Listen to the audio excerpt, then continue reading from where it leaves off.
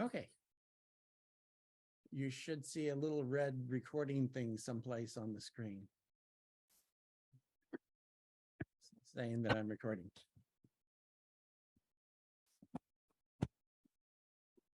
Okay. As usual, we're going to start with question and answer. Anybody have any questions that they have? I do. Yes. I wonder if you have any comments on the recent article about LastPass being hacked and what you think about 1Password, which I use, and should we be worried? I'm glad somebody brought that up because it's something that I was going to mention. The password managers, I'll back into to answering your question. Password managers have been out for quite some time, starting with people writing little sticky notes and sticking onto their computer saying to log in, use this secret password, which is really helpful to someone breaking into your home because that way they won't have any trouble stealing your computer. But password managers, I highly endorse using them because our world has become too complicated. You should never use the same password for more than one account. So if you log into your bank, it should be a completely different password than what you use to go to QFC to get fuel points and other things that you might do. So every password should be unique, and that's difficult to keep track of. So I use a password manager, and the last time I looked, I had something like 900 passwords, but my life is a little bit more complicated than most people. I use 1Password, and I have probably for 10 years, quite a while. You mean that you use the password manager called 1Password, because otherwise it sounds like you only use one. Oh, yes. I use the password manager called 1Password, and so does Kathleen. We have a family plan so that we pay one subscription for the year. It covers both of us. And one of the things that allows us to do is that for things that we need to share, most of the stuff I don't want to know what Kathleen has. We don't share. We have independent email accounts. We have independent Apple ID accounts. We have independent computers because Kathleen is a nurse and she's clergy and got a PhD, and I don't have any of that stuff. And the people she talks to and the kinds of things she's interested in really don't, there's not that much overlap with me. So her contacts, her passwords, her logins are very different than mine. But there are some that we like to share. Like, for example, she is addicted to, what's the name of that show? Scottish soldier and the American professor. Say it, I can't say. Anyway, there's shows that she likes that that we stream, and she wants the passwords for those so she can log into them. Outlander. Outlander, yes. So there's things that we do share, and then most of the stuff we keep separate. And 1Password allows us to do that. So we both have independent accounts, but there are some that we can share. And in 1Password, it encrypts it both on our computer as well as it encrypts it in the cloud where they are stored. And we use it, and it makes life easier. Your Mac has a password manager built into it called Keychain. It used to be very, very cryptic and difficult to understand, and now it's less cryptic, but it's still pretty cryptic. But it's free and it's on your Mac. A lot of people find it very difficult to figure out how to use it, and 1Password is definitely easier and more visual than Keychain. The other nice thing about 1Password is that 1Password has both a Mac and a PC. It's also got a PC version, but it's got a Mac, but it's also got an iPhone version. And for us, the ability to carry the passwords around on your phone is really useful. Plus, you can store things other than passwords in there, like birth dates of relatives and all kinds, anything you want. Anything, any kind of security note you want. I have a list of drugs, so every time I go in to see the doctor and they say, check your drug list and tell if it's up to date. And I sit there and think, I have no idea what it's on it. So I just look at my list. It's on my phone and it's stored in 1Password. So that's what I use. What had happened is that after 1Password became fairly well known, then a bunch of competitors came out. And one of them was called LastPass. And LastPass was originally, it would only store passwords for websites, and it stored them on a container on your browser. That proved to be a less than ideal place to store that, because anybody stealing your computer would then had access to everything that you logged into. So they came up with a cloud-based solution. And about 7 or 8 years ago, I started telling people don't use LastPass because they got hacked. And that was 7 or 8 years ago. It was before we moved to back to Washington State. And that just did not impress me at all. However, 2-3 weeks ago, well, it was actually longer than that. In November, they were hacked and they kept it secret for a while. But in November, when they were hacked, they stole millions of passwords, millions of accounts, plus all the passwords of those millions of accounts. So we're talking hundreds of millions of passwords were stolen. And they weren't just regular passwords, because this is with the name of the person who owns it and just listed it. It was like they went to a shopping list of everything there is to know about you, and they got it in one fell swoop, which is really bad. On a scale of 1 to 10, that's a 14 at least. So it's really, really bad. And I don't recommend that anybody ever use LastPass, because I don't think they're going to survive this. Did you have a question, Maggie? You're muted. You're still muted. I thought I read that it wasn't such a threat because everything was encrypted. I read it in the Seattle Times. No, it's not. That's not true. No? Okay. What LastPass did is they released a press release saying that their stuff was encrypted. Their stuff is encrypted, but it was encrypted from your machine to LastPass. Well, when they hacked LastPass, it was not encrypted on their server. So they got everything. And they have been less than forthcoming about what happened, which is one reason why a lot of us have just said, no, we're not going to give you a second chance. We're done with you, because they should have notified people that immediately. They didn't. They waited a month and a half. They said it only affected a few accounts. Tens of millions of people is more than just a few. I mean, they basically haven't said anything that was the least bit truthful since this happened. So I do not recommend that anyone use LastPass. And if you do use LastPass, switch to something else and change every single password you have. It's important, speaking of which, in these breaches, it's important to change passwords that you don't think are important. There are some passwords I use that are just throwaway. Like, for example, there's this site that has these custom screens. So when you launch your browser, you get this pretty picture and you have to have an account. Okay, I gave them a username and I gave them a password for that, but the username is fake and the password I don't bother to remember. So do I keep track of that? No.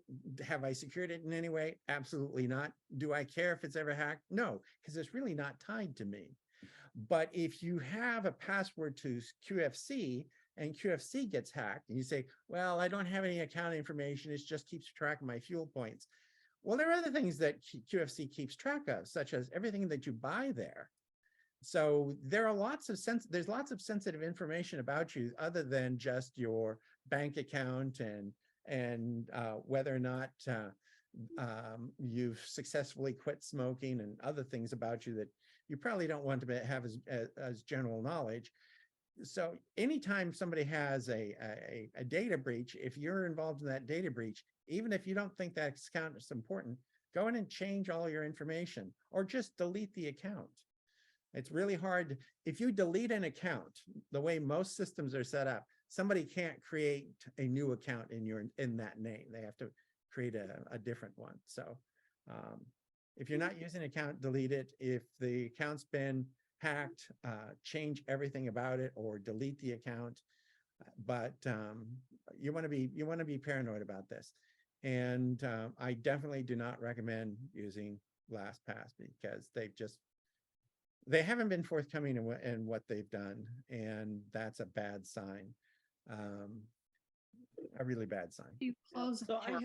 have 1Password, and on it, I'm a more typical user. I have 470 items overall, and about 350 are logins.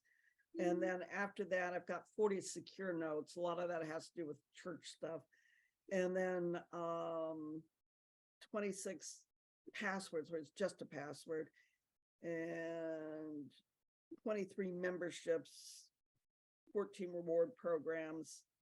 Oh, it does let you keep your passport information. So I've got Lawrence and my passport information in there in case we ever need it. And I've got one personal identity for me. So, you know, you don't use everything all the time, but there's a whole lot of options, and it will let you archive things. So if you have accounts that you've closed, but you want to keep track of what you used to have, you can put it in archive, and that's useful.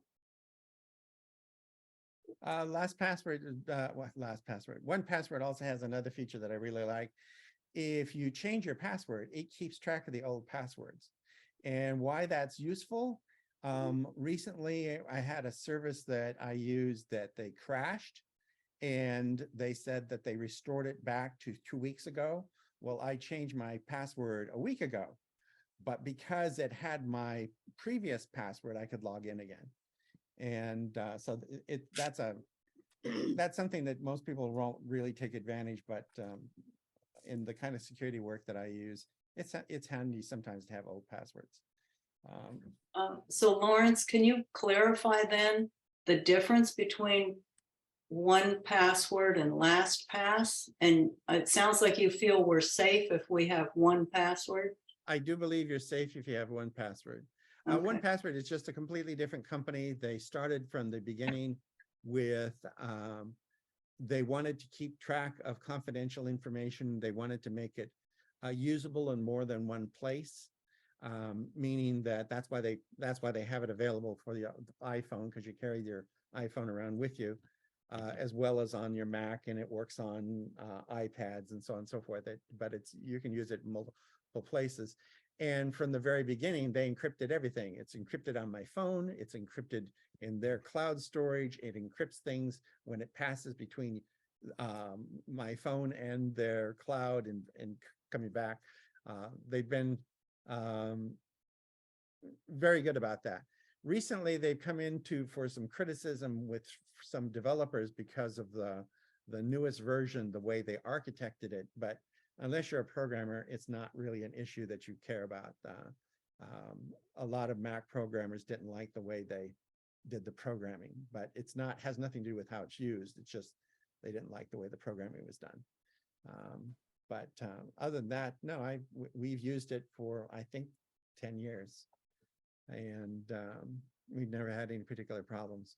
The other nice thing about it, because of the way that it works, when Kathleen got her new iPhone, we just synced it to what we had stored on iCloud. Everything kept back, including the first thing we have checked was 1Password to make sure it had all of our passwords. And yep, it was all there, just the way it was supposed to be. So we're definite fans because it works. How much does 1Password cost? I don't know that, because at one point, It's 1Password 8 now. We don't have. yeah, we have You can 7. check it we out. have 1Password 7, and the latest one is 1Password 8, and they've changed the way they bundle it and so on and so forth. We bought it a long time ago where there was a family plan, we paid one price. And so how much it actually costs if you buying it, I don't know. And it used to be that when you bought it once, you got it for your Mac and for your iPhone, and now you have to pay them separately. It can store things and exchange them. It's just that the copy on your iPhone, you have to purchase separate from the copy on your Mac. But the answer is I don't know how much it costs. I do. I just looked at my email. Mine just renewed for 2 computers, my husband and myself, and it was $59.85 for the year. That's Um, not bad for what Oh, you. However, that a renewal might not be the same as a new Oh, subscription. Okay. So, Yeah. Again, I don't happen to know that. Yeah. but so if you wanna remember, look at it- Keychain works on all of them and it's free. Yes, Yeah. Keychain works on all of them. It's free. The reason why I promote 1Password is Keychain is the interface is confusing. It's very easy to not find something that is there. With 1Password, you basically tell it what it is you're storing and how you want it found. So, for example, I'm the webmaster for Trinity United Methodist Church. I also run Trinity United Methodist Church's YouTube channel, and I run Trinity United Methodist Church's network. So I have a whole bunch of different things for Trinity, but I can tag them in 1Password, say, this is for this is for that, this is for this is for that. So when I go search for it, it tells me which one of those Trinity accounts I'm finding.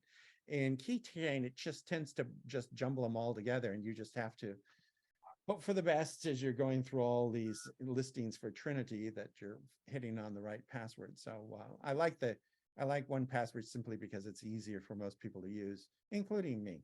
Yeah, so if you want to look it up, it's www. and then the number 1 and the word password altogether.com. That's their site. I have a question, Lawrence.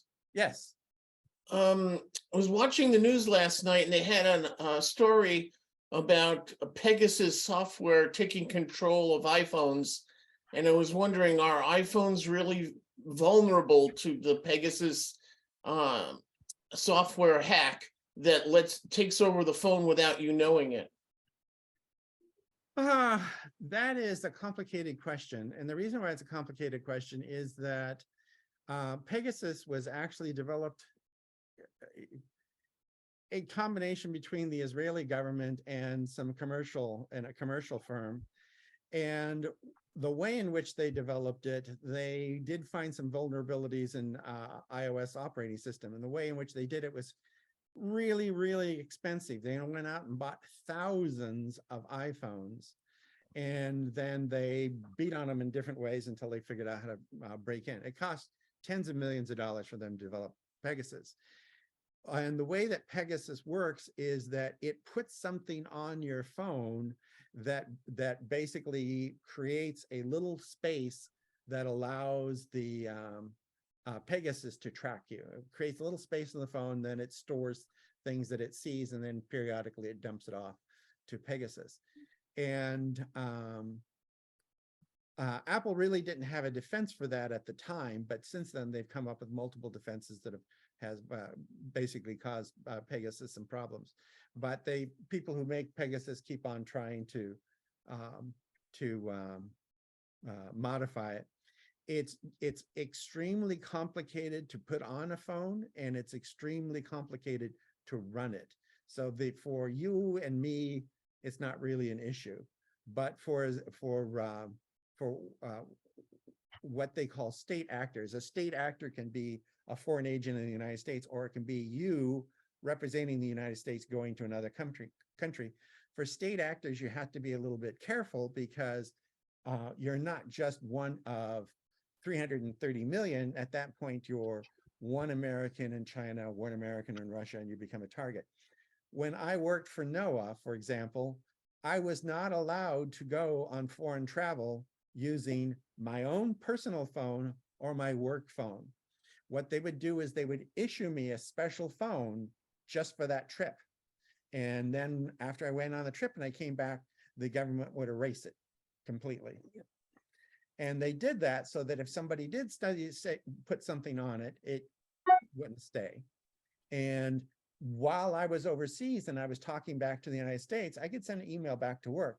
But because it came from that special phone, it went through a completely different process to make sure that nothing I was sending back would cause problems.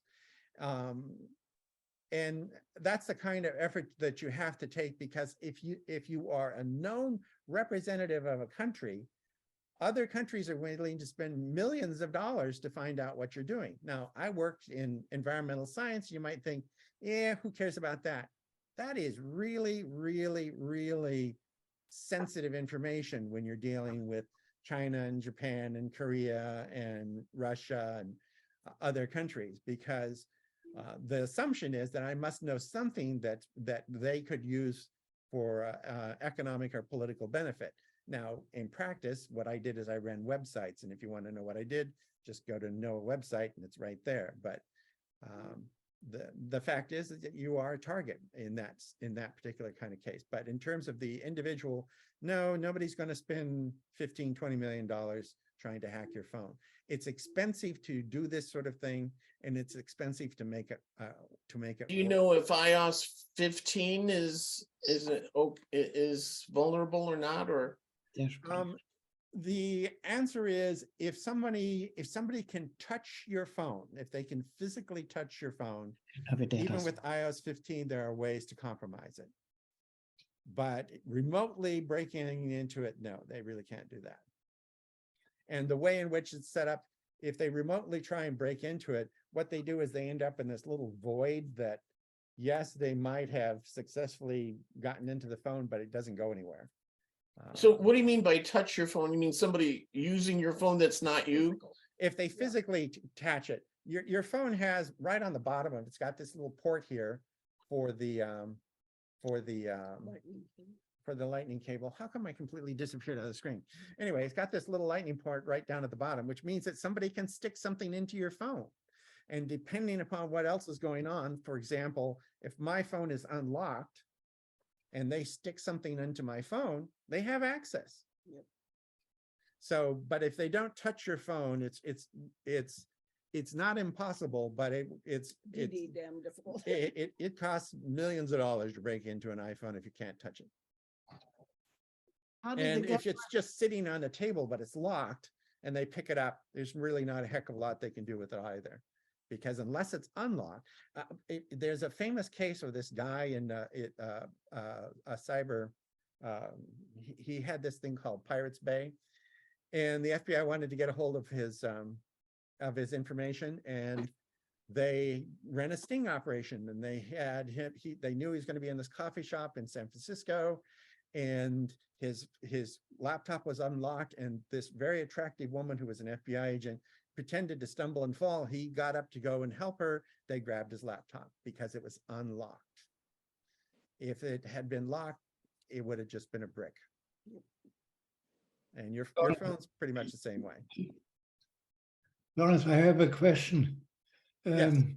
I just upgraded to Ventura, and I am disappointed the Safari doesn't work. I should say differently. I go and turn the computer on, click on Safari, and nothing happens. Then I go and check my internet. It's all on. I can do nothing. I have to go and shut off the computer again, make a restart, and if I'm lucky, then Safari works. Did anybody upgrade already to Ventura? I have probably done at this point several hundred Ventura updates for various machines, and I've not noticed any trouble whatsoever. That sounds like you have a faulty cache. You have something stuck in your cache. And if you can get into Safari, just go into Safari. I don't remember what it actually asked you to do now. What should I do? Clear the cache? Well, it's more than just clear the cache. I think it says reset or something.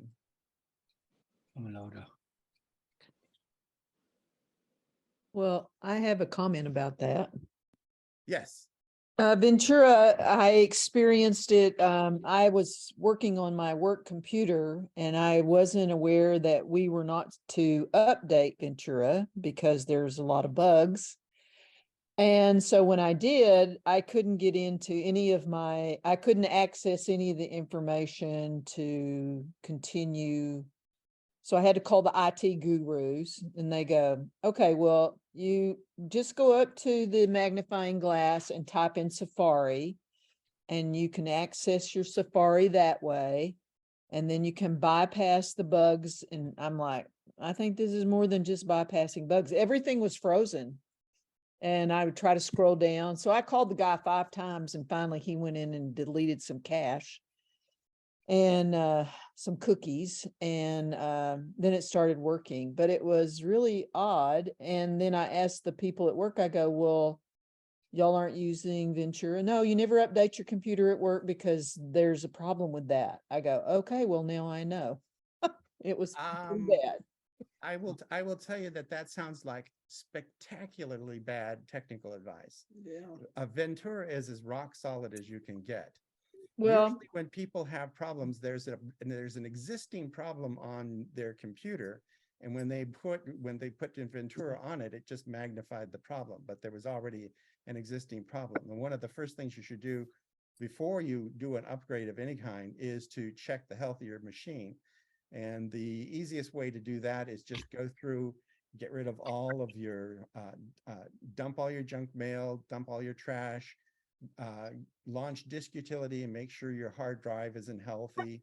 And then you can do an update. But everything. well, you're else- talking to somebody who doesn't know IT. So I called the IT department and they actually, I mean, this is a pretty big company. They're all over the United States and they told everyone not to update on that Ventura because it had a lot of bugs that were creating problems. So you're probably right. It's their system that's all messed up.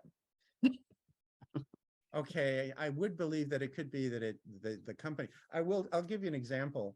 One of the big brokerage houses shut down for 2.5 weeks in December because they suddenly realized that Microsoft was not going to update Windows 8.1 anymore.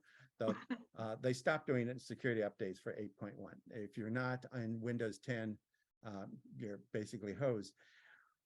Well, they were refusing to update their systems because their systems would not work with Windows 10. They were taking advantage of some bugs to do things that Microsoft told them they shouldn't do. And Windows 10 wouldn't allow, it wouldn't work with this stuff that the brokerage house had. So in December, at the cost of possibly $200 million in lost revenue, they shut down for 2 weeks. You're frozen, Larry. Pardon? Oh, you were frozen. You're back now. Oh, Probably a minute or almost. I'm sorry. This brokerage house, they shut down in December for 2 weeks because their systems were not compatible with Windows 10. They were using Windows 8 and Microsoft said that Windows 8 was dead end. So they had to upgrade to Windows 10 and they couldn't update to Windows 10 because the brokerage house was refusing to update their systems. And so in December, it cost them $200 million to shut down for 2 weeks so they could upgrade to their systems and be compatible with Windows 10, which isn't the current version of Windows. So there's still one version behind. But it's very possible that this company has software that won't work with Ventura. That's a different thing than saying there's a problem with Ventura itself. Chris, you had a comment? Well, I have a question. Okay. I have been hounded by Verizon for a couple of years, warning me that my flip phone would turn into a brick by December 31st. So in late November, I went to our local Verizon store and invested in an iPhone 14 and found myself falling for their offer for an SE. Come on, there, an SE second generation smartwatch, Apple Watch, which Yes. I had to sneak through all the paperwork that I accumulated in order to find out which version of the SE it was. So I've been having great fun, not upgrading my computers, which I also acquired at the end of November, because I've been absorbed by the relationship between the Apple Watch and the iPhone. And also that I've got to go through my list of all the phone numbers I wrote down before my flip phone turned into a little brick. Because of course, what Verizon was able to load was about 8 years old, the contact information. So long way into a basic question. I've been plugging and unplugging into the wall the cables to charge the watch and the iPhone. And of course, they're two different cables.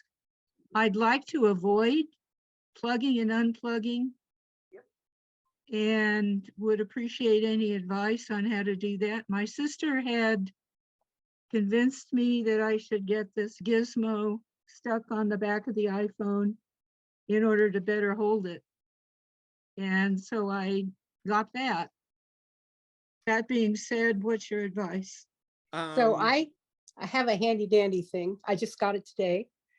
It has the watch on one side and the lightning on the other. And it's a high speed, relatively high speed Apple approved charger. You plug Brand one new? thing into the wall and you have two gizmos. This is a Morphe, but there's many different this varieties. thing's called a Yeah. Morphe, which is basically it keeps on disappearing. But anyway, it's a little platform that I keep on disappearing too. Yeah, Uh, there you go.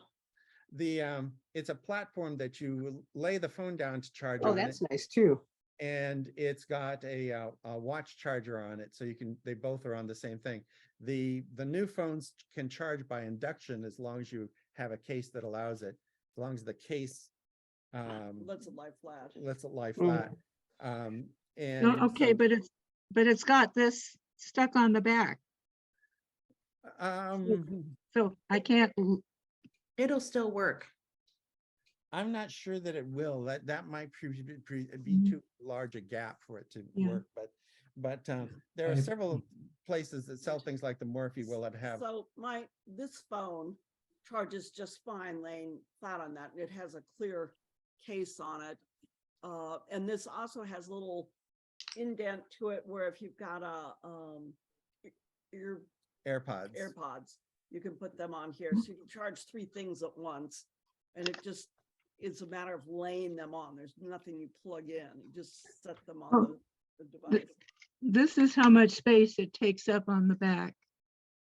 Yeah, but the trouble is that it's the back of the phone that has to touch the charging pad. Yeah. And if the back of the phone is covered, if there's an Okay. air gap, I don't know that it'll work because it's done Okay. magnetically.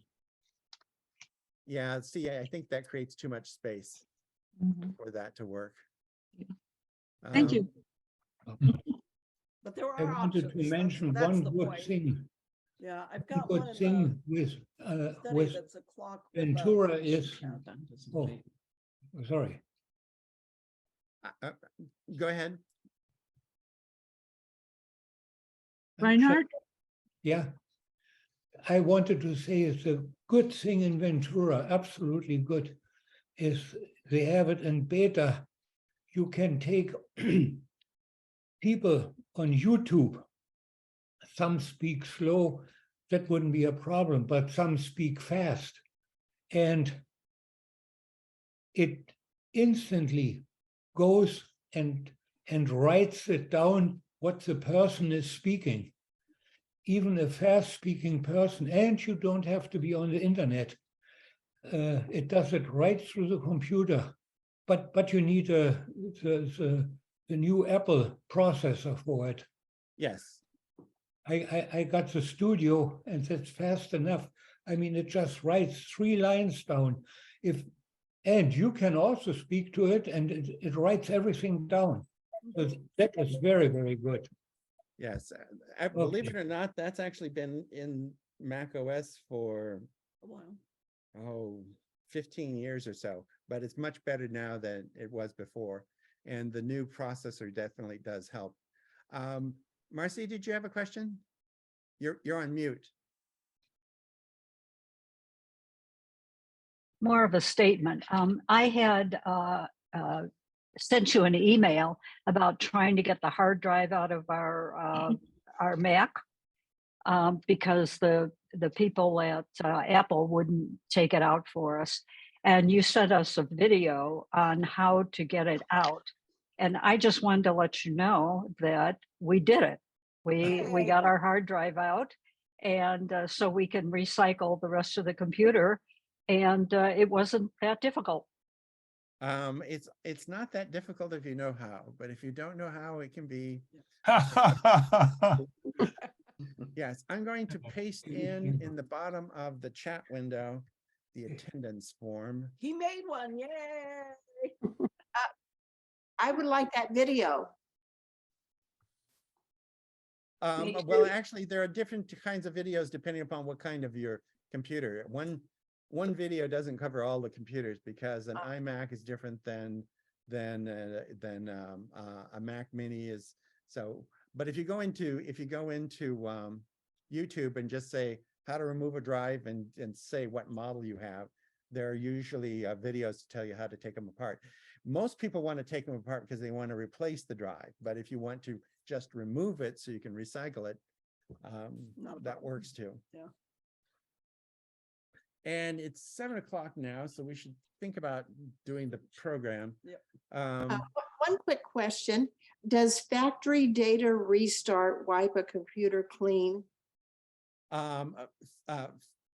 Factory reset. It Which changes it. computer? Oh, any computer, but I have a Mac that I got in 2017, iMac desktop. Okay, the reason is that the reset can mean different things depending upon context. Sometimes reset means set the operating system back to factory defaults, which is one thing that does something, but it doesn't erase the content that's already on the drive. You may not see it, but it can still be there. The best way to erase the drive is there's a way to boot into a virtual disk that's already on your machine and then erase the drive. And that's basically the only way to get rid of everything off the machine. Or degauss. Or degauss it, or just take the drive out and beat it with a hammer. The factory reset usually resets the operating system in case something's corrupted. It's not the same as a wipe update. The hammer sounds like the best way. A hammer, the nice thing about the hammer is that it's brutal and it can be very satisfying depending upon your state of mind at the time. I have a question also about Google. And I wrote it, they sent me a letter and it says, to protect your privacy, this is a reminder that you have your web and app activity setting turned on. And should I have this on or not? That is an excellent question. Google is doing that because the United States has no. Sit forward so you don't disappear. Well, the United States has no. See, it doesn't make any difference where they sit forward. I have no idea why it's doing that. It just doesn't like me. I'm going to get rid of the virtual background. Yes. Hold on a second. Good. Crazy. Uh, And left. There you go. Now you won't disappear. Much what was I better. going to say? I got that too. The email.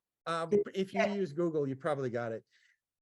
US has no privacy laws. The commercial firms are entitled to steal you blind, and there's really nothing to stop them from doing that. The only privacy laws are the federal government is prohibited from doing things, spying on you, but not private companies. However, in Europe, it's quite different. Europe, Japan, Korea, it's quite different. They have very strong privacy laws. And it used to be that Google tried to fence off the United States from the rest of the planet, and we just had our own separate no rules here, and everybody else had rules. And Google decided that wasn't working because they kept on getting sued by the European Union. As citizens of the European Union would come to the United States, Google would scarf up their private data. They'd go back to the EU and they'd sue them. And Google got tired of doing that. So now they apply the same rules to everybody. And that's why you got that notice. So that if you have a Google account, you got a notice that you have activity tracking turned on. Now, what the activity tracking is used for, if you live in Squim and you go into Maps Google.com, it'll give you this nice map, and you say pizza, it knows that you live in Squim, and it'll give you pizza restaurants in Squim rather than pizza restaurants in Toronto or Paris or something. So it's nice that Google knows where you live, but if you don't want it to, then you can go into Maps Google.com, and every time you launch into Maps Google.com, you're left in the middle of the ocean. You have to specify where you are, and it just takes longer. So it's a convenience for Google to know quite a bit about you. But you can go into Google and you can delete that information. You can tell Google not to track it, and so on and so forth. The disadvantage is turning all that stuff off is that you have to work harder when you use Google. Yeah. If you want to know, like, there's a new doctor in town, he's Dr. Tim Robinson. Okay, so you type in Tim Robinson, Google knows you're in Dr. Tim Robinson. Google knows that you're in Squim. So when you type in Dr. Tim Robinson, it looks for the area around you. You don't have to specify where you are. Also, doesn't it affect CarPlay if you're going somewhere and you use Google Maps for CarPlay? No, because that's a good question. Well, home, so it knows what home Yes, is. but that's part of the stuff that you told it to keep. So if you tell it not to keep track of it, it won't keep track of that. Right, that's what I'm saying. Yeah, That then it could won't be- know how to give you a route. Well, you it still says you my location to, and then a destination. So you can still do that. But for example, I will tell Google to take me home, and it'll just plot a path home. I don't have to tell it where home is because it knows where my home is. But if I didn't tell it that, yeah, I'd have to type in the address every time. yeah, if you told it not to track, then it doesn't. Oh, right. I see. Thank you. Yeah. Yeah, good point. But you'll see that on your phone if you're using navigation. It comes up and asks you. I can't remember the exact wording, but it's basically it does not assume your location. You have to allow it. If you don't allow it, then you have to type it in, one or the other. But it will ask. That's true. Yeah. It does ask to do. It allows you location. Lawrence, back to keychain. I use a site called Craftsy, and it won't let keychain work. Some sites will not, and it has to do both with the browser, but also has to do with how they do credentialing. Like, for example, keychain won't work with most banks. We use Navy Federal Credit Union, and it will not use a cached password. You have to type it in every time. And that's part of their own security to keep people from stealing passwords. It works fine with BECU. I'm not going to comment on that. But It shouldn't, I'm guessing, is what you're saying. Right. Well, Would It would depends on. would it work with 1Password? no, even with those, 1Password keeps track of it. But in terms of filling it in, Okay. I use 1Password, but I do not let 1Password fill in my password. I will look it up in 1Password and then type it in from what I see. Or you can copy and Or you paste. can copy paste, but I will not let my browser automatically enter a password for anything.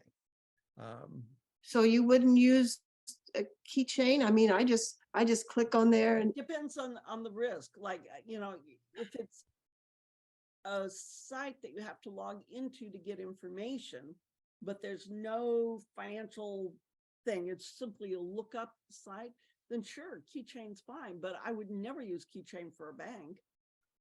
I don't Oh, use it okay. for bank, for the hospital, for lots of Yeah, if it's stuff. really sensitive information, I wouldn't use keychain. Can you explain why you type it in instead of letting 1Password fill it in? I always let it fill it in for banks and everything. I didn't know there was a reason Well, not to. Well, there are two reasons. First of all, for highly secure systems, it won't allow, those highly secure systems won't allow it. Right. It knows how people work.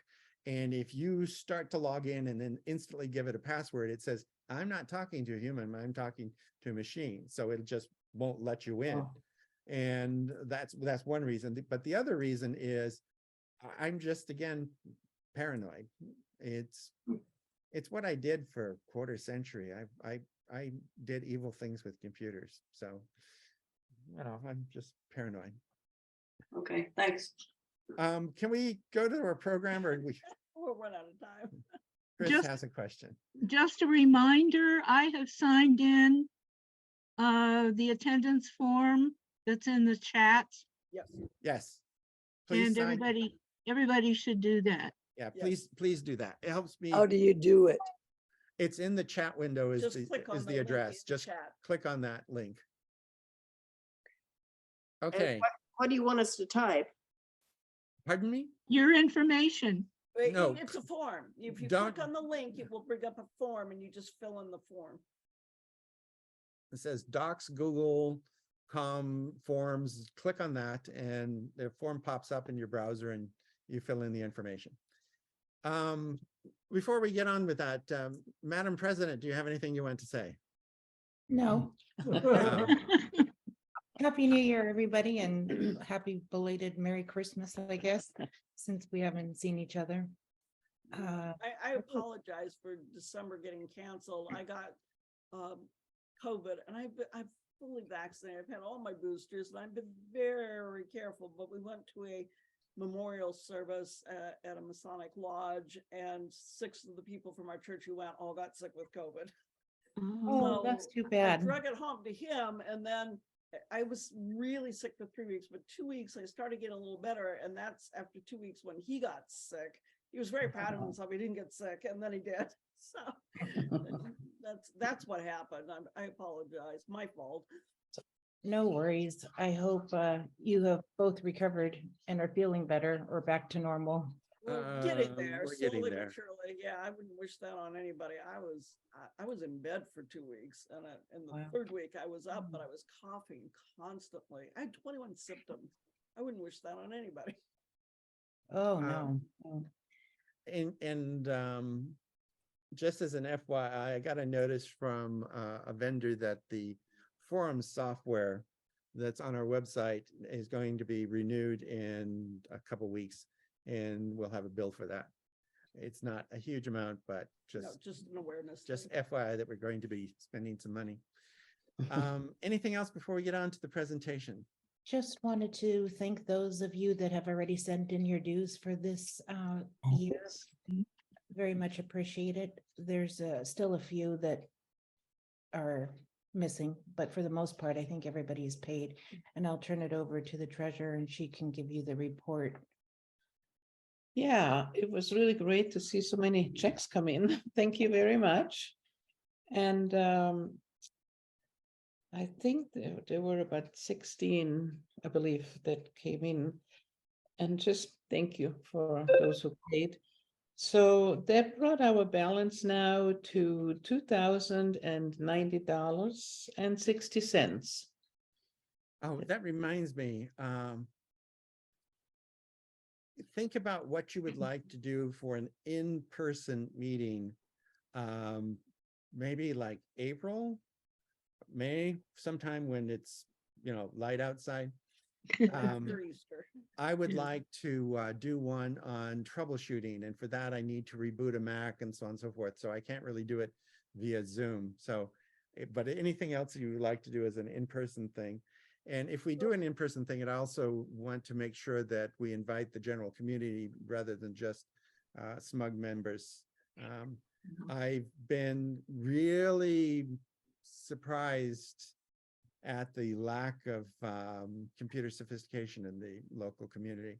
Moving from the DC area back here, I was, it's a very different world than what I've dealt with for the past quarter century. Would this be at your church, Lawrence, if it's open for the community? It might be at our church or it might be someplace else. It depends upon, Well, it depends on what date you want, but if Yeah. it's open, yes. if I mean, usually if they're doing a memorial service, we can't have the church. They're gonna do the memorial service, but other than that, there's not a big problem. When we had the last meeting there, I had a hard time seeing the screen. And I really don't have vision problems, so I'm assuming others might have a problem. Is there a way of using a, oh my goodness, what's it called? A projector. Yeah, there's that. a projector? Screen. There is a drop-down screen. I've never used it, but if we had a good projector, yeah, we could use a projector. Well, I can provide you the projector. You should know that's not a problem. Okay, I'm just saying that, yes, that No, we've got a projector in the ceiling. it's not that good. Yeah. That's why they have the TV screens. Anyway, but think about that. That's for a future date. Really quickly, people are signing in here on the chat. That's not going to do us very much good. You No. will- No, no, I want the use- form. Click on the link. Click on the link that I gave. Don't type it into the chat Where because is that? In the email? It's Well, on the try- very No, top. Copy it again. Just copy it in again. down at the bottom, it says, at the bottom of your screen, there's something that says chat. If you click on chat, there's a chat window on the side. And at Right. the top of that, there is the link, and I'll paste it again. Yeah. If he puts it I- in again, you'll see it. at I the bottom. clicked on it and the form did not come up. It A should, hyperlink. It's the blue lettering. Just click on Yeah, that. it's at the top. It should open another screen, Yeah. another, yeah, it should open another window. And it wants your email. I want your name, your email, yes, And what date you attended. and what date you attended, yes, And there's only one date shown, so just check the box. yes. There's a reason why I Lawrence, do it that way. It Lawrence, helps- is there a way for you to turn up your microphone volume a little bit? You're so much lower than everybody else. I keep having to change up and down and up and down. I don't know why it's doing that. It's low for us to hear too, and I don't know what it might be Zoom itself. Let me go into Zoom. Audio. Don't worry about it. It's not that bad. It was just something I thought if it was easy. Yeah, there you go. Okay, let's see if that makes a difference. That help any? Nope. Oh, but I can hear you better. Oh, wow, Anyway, that's good. It's already plenty loud. Yeah. I don't know. That's better. I'm going to launch our presentation. Yep. And for that, I'm going to share the Share screen, screen. share screen, that button. And we're going to share that screen. Share. And we're going to move this out of the way.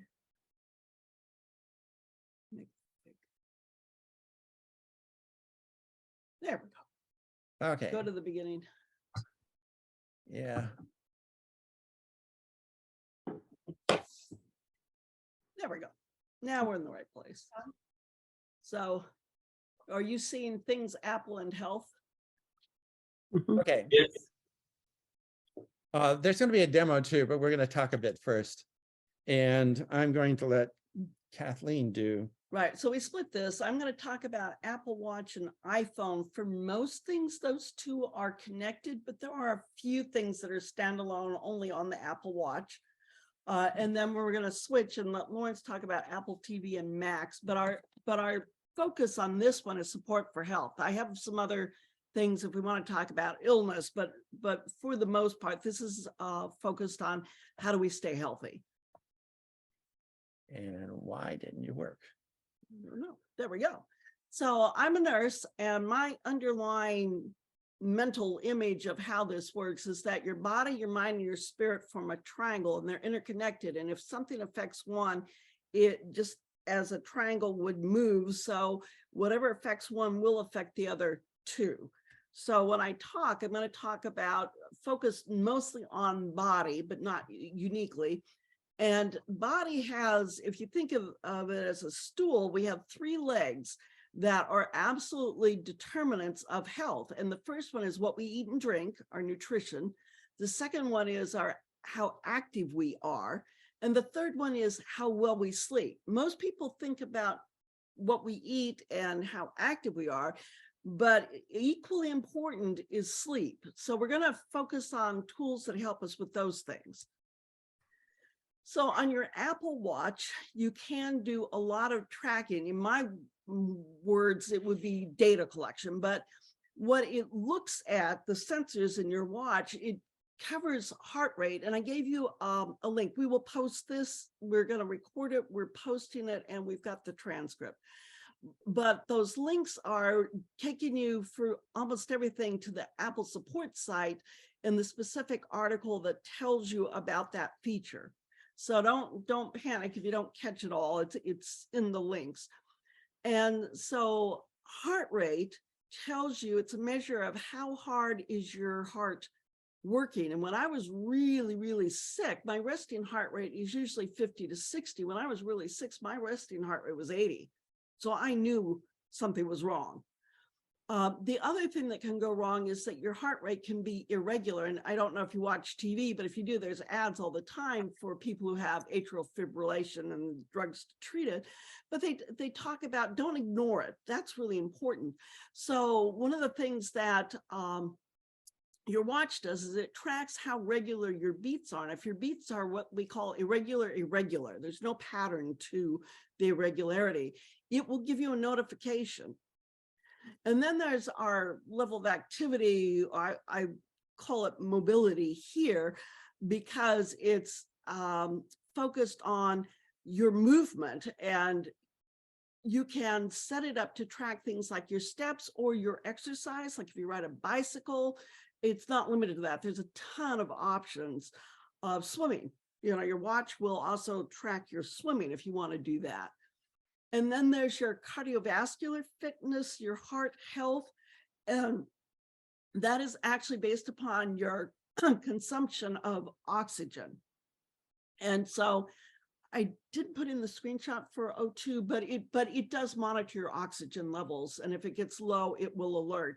When I was sick with COVID, normally oxygen levels are 94% to 100, and most people live at 97, 98, all things being good.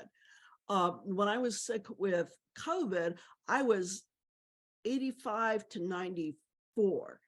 And it gave me an alert that said, your range has changed more than 10 points over the last 5 days. I mean, it notified me of that. And then most people care about steps rather than the circles. And so I did put in my favorite app for that type of thing, which also includes speed and distance. So like if you're cycling or some other types of activities, is Strava. That's the one link that I give you that doesn't go to Apple. It goes to a different company.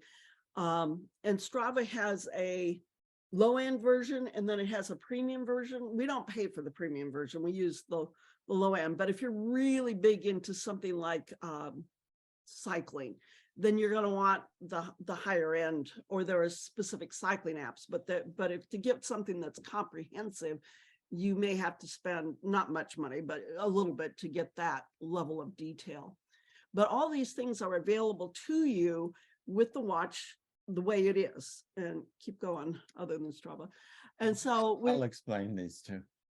We've got 2 watch faces here to show you.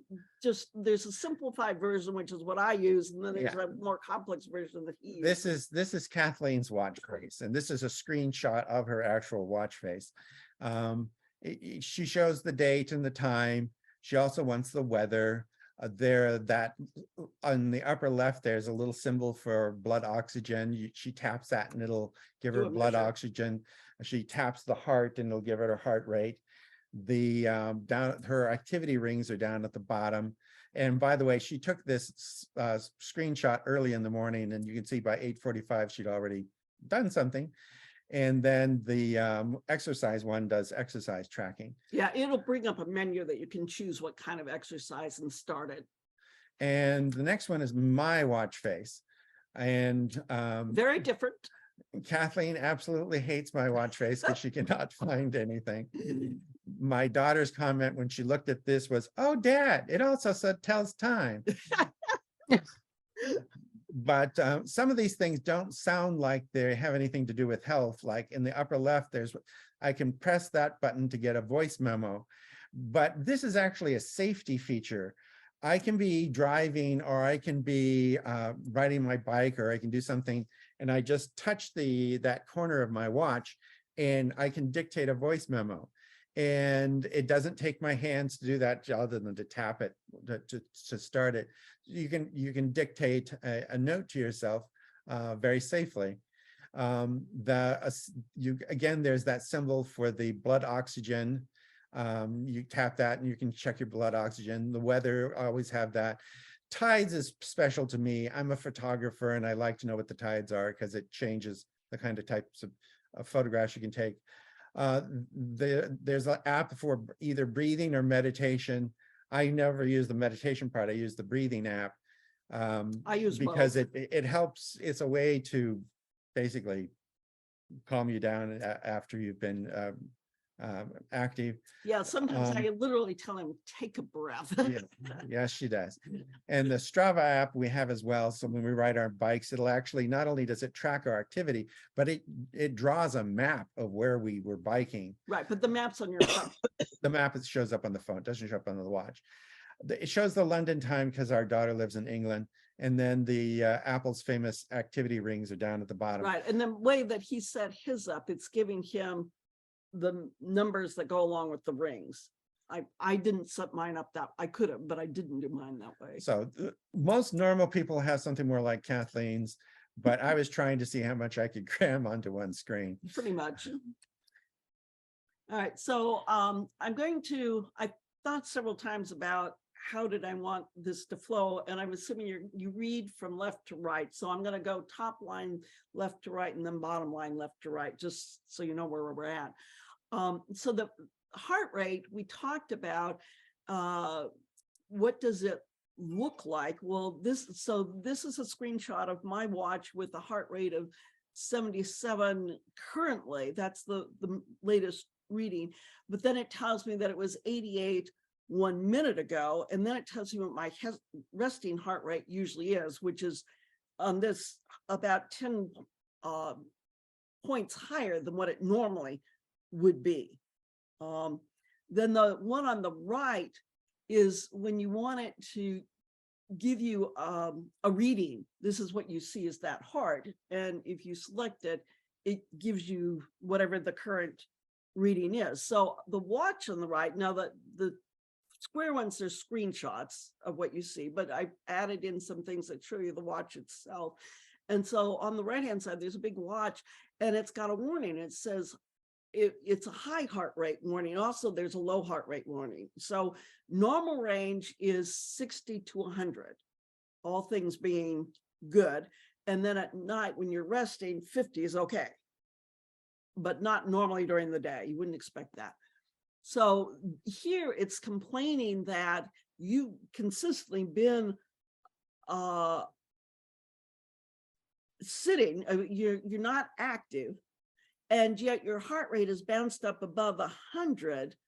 And so it says that even though you've been sitting for 10 minutes, you've been basically between 125 and 130 beats a minute. So this is something that you would want to alert your primary care provider for. And there's a number of reasons that could cause it. You know, it doesn't tell you why. It just says this is not normal. You know, you might have a spike of 130 for a moment or two, but if you're inactive and your heart rate's above 100 for 10 minutes, that's something that you need to talk to primary care about. So the idea of heart rate is that as long as you know that you're falling within what's normal for you, like a long distance runner, they're going to be in the maybe 50s and 60s, even though they're very active. You know, people that are older, it tends to creep up and be a little bit higher. But if it's normal for you, that's all good. When it gets out of range, then you need to be aware of it. The watch will actually let you set parameters, so you can adjust it to your individual, what's right for you when you want to be alerted. So down in the bottom row, I want to point out in the center of that, there's something called EKG, and it shows a little heartbeat. And if you select that app, these are when you can see the apps that are on your Apple Watch, and you touch that little heartbeat, then the screen on the right bottom side is what you get. And it says that it's checking what the waveform is. This is the actual electrical activity of your heart that's being shown on the screen. It's a little bit messy because it's movement. There's some movement in there. And it's telling you that it's measured 27 seconds so far. It can go up to actually, no, it's measured 3 seconds. It's got 27 seconds to go. Right, it's got 27 to go. I'm sorry, but it gives you a 30-second view of what you're doing, but you can change that too. I mean, most people 30 seconds is just fine, but some people with heart problems need it to be set at 1 minute. You can change it. You can change that parameter and say, I want you to do a full minute. You can do that. It's also warns you that it's not checking for a heart attack. So if you're having chest pain, the EKG, it's not bad to have the data, but that it's not going to give you a diagnosis. It's not there to diagnose. It's just there to take the measure, whatever it is. But the good news is you can share this information with your provider. It will let you do that. It won't automatically do it, but you can set it up and tell it to do it. Keep going. Okay, so again, we're going to run across the top first, and you see Lawrence's watch face. And so on the right hand side, what he's done is he's used his watch to watch face to tell it that he wants to do some activity, and it brings up a menu that says, what kind of activity are you going to do? So it wouldn't be an outdoor run for him, or a trail run, or an outdoor, it might be an outdoor ride. He has a tricycle. It could have been that, but the most common one, which is kind of cut off at the bottom, is the outdoor walk. He and I use that a lot when we go out. And this is Strava. It's the one that not only tells you how far you were, how far you walked or rode, and it does elevation, it does distance, it does speed, and it draws a map. Yeah. So that's the bottom left-hand corner. Can you point to that? Yeah. This is Strava. And so if he clicked that, and that's the menu he got, and it scrolls on forever. I mean, it'll let you do an elliptical or, equipment or whatever. I mean, it's like 30 choices that you can scroll through. All right, on the bottom left is, again, option of different apps. And the one that I wanted you to focus on is the second one down is activity. It shows the 3 rings. If you select that, the screen on the right is telling you what you have done for each of the rings. And you can scroll through it and get the specific numbers.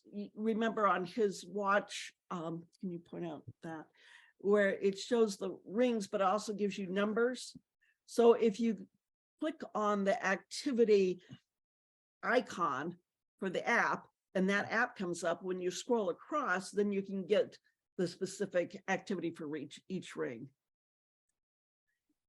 And then I would point out that there's a couple of ways to do medications, but there is an app called Medications, and you can get a list of all your medications, or you can see what's due. You can put in what time things should be taken, and it will actually alert you. If you turn it on to alert you, it'll say, okay, it's time for your whatever it is you should be taking. Like I have a alarm that goes up at 2 o'clock and says there's 3 things you should take at 2 o'clock.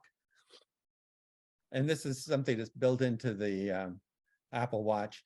This MedSafe, the one that's below the one that says medication, this MedSafe is a commercial one, and it's used for specific tracking by your physician. So your physician can keep track. Your physician will be alerted when you keep track of your medications. Yeah. And they also have one if you're diabetic. They have an app that the doctor will prescribe that will track your blood sugar and some other things and send it to the physician if you have it done as a prescription, or you can just keep that information, but you can get a report and you can share that report with your provider. So there's a lot of ways of doing this. So remember I said that sleep was the third leg on the stool for your physical health. And I love that Lawrence added in the comments, so much sleep, 1/3 of your life. Yes, we spend about roughly 1/3 of our life sleeping. But what's really important about sleep is not just the hours you spend, it's the quality of it.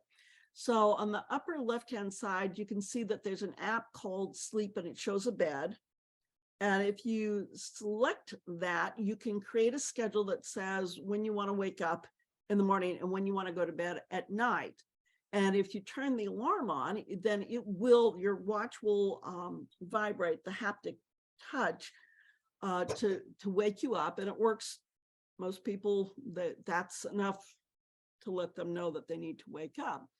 And then the third one over on the top row, it tells you what you have set as your bedtime and that the alarm is set for wake up.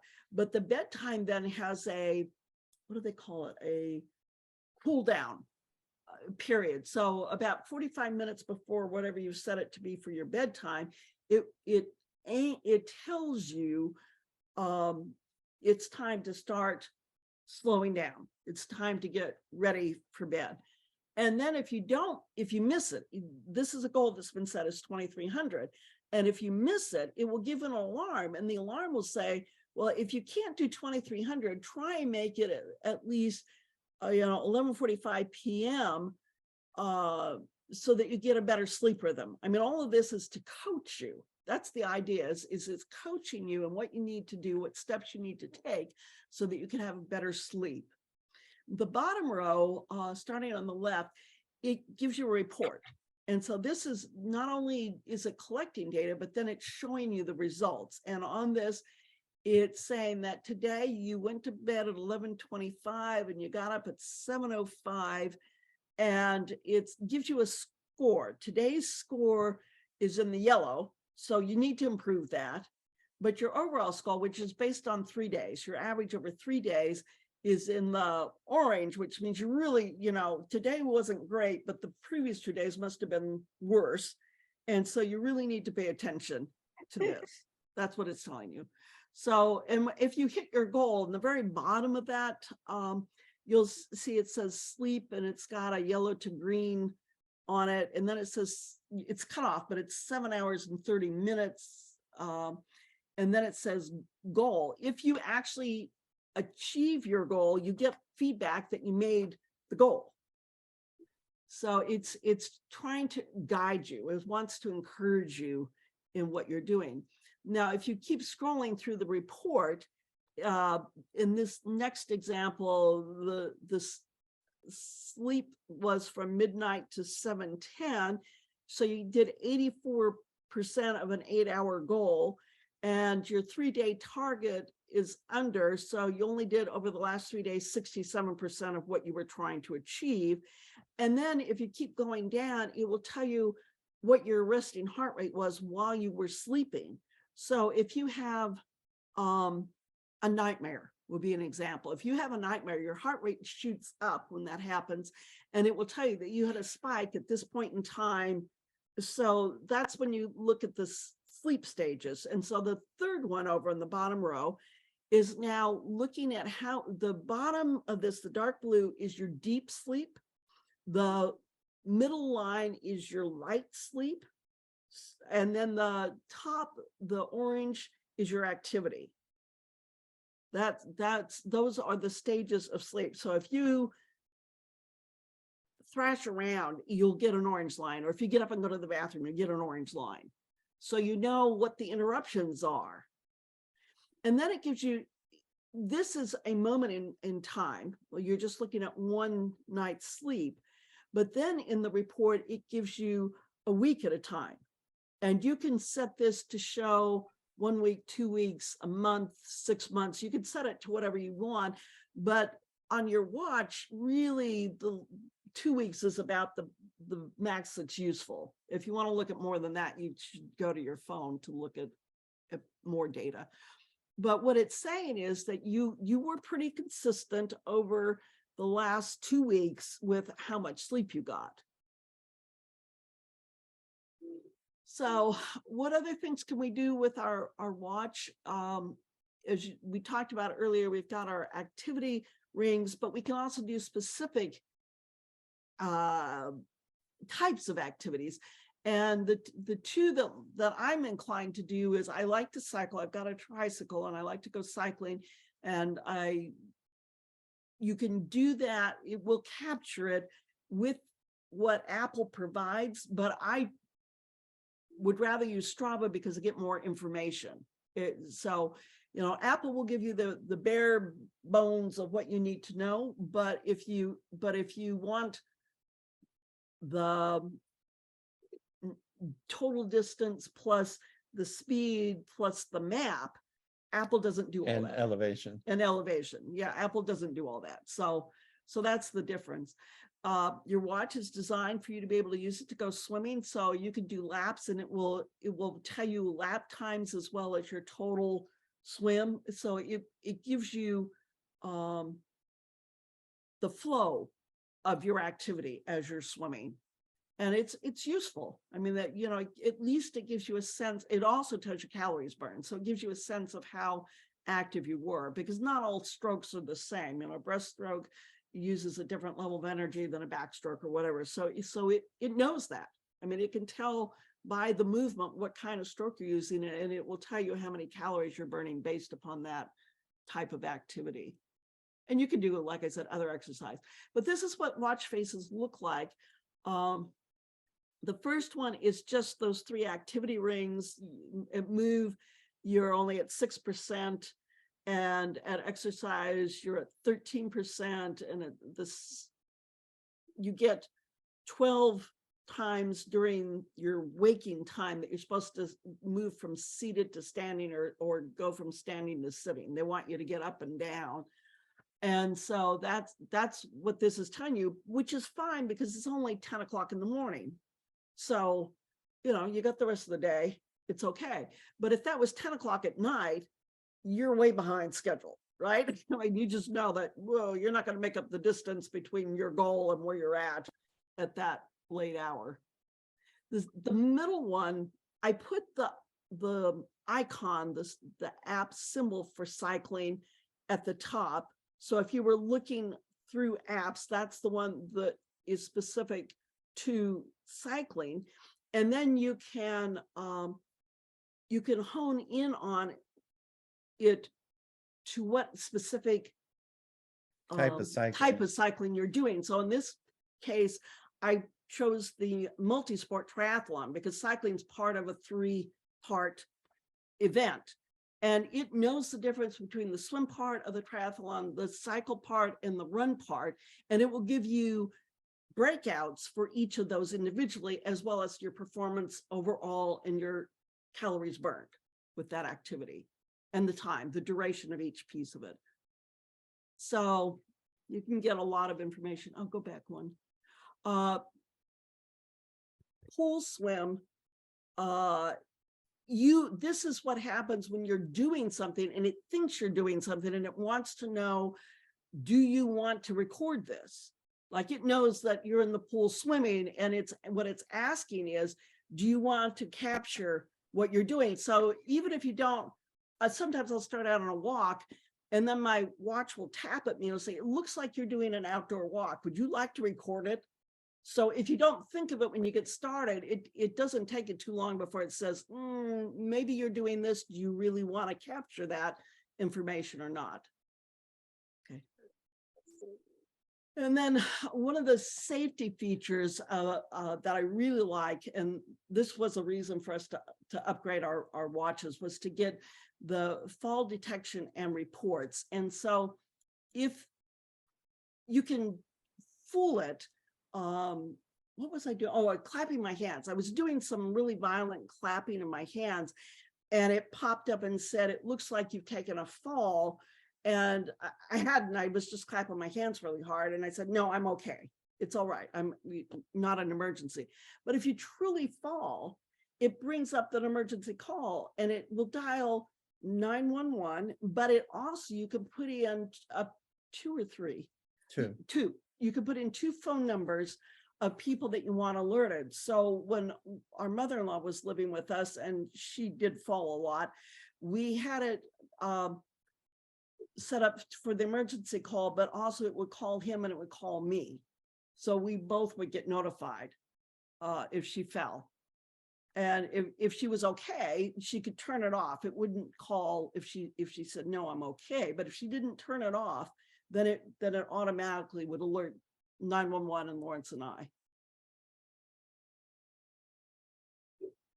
And then you can have your medical ID on this, and that is in an emergency like an EMT, if they know that you have an Apple Watch, they can bring up your medical ID and get just the basics about you.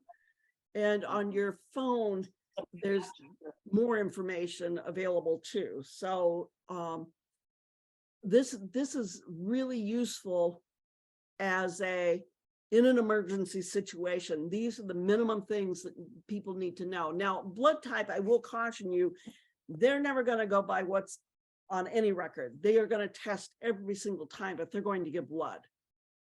But it is a heads up for the medical staff. So I will also tell you that your watch is locked so that if somebody just comes up, they can't get this information. However, the medical ID you can access this without unlocking it. And the local EMTs, actually across the entire country, they've been trained on how to bring up the Apple ID on an iPhone or the Apple Watch. Yeah.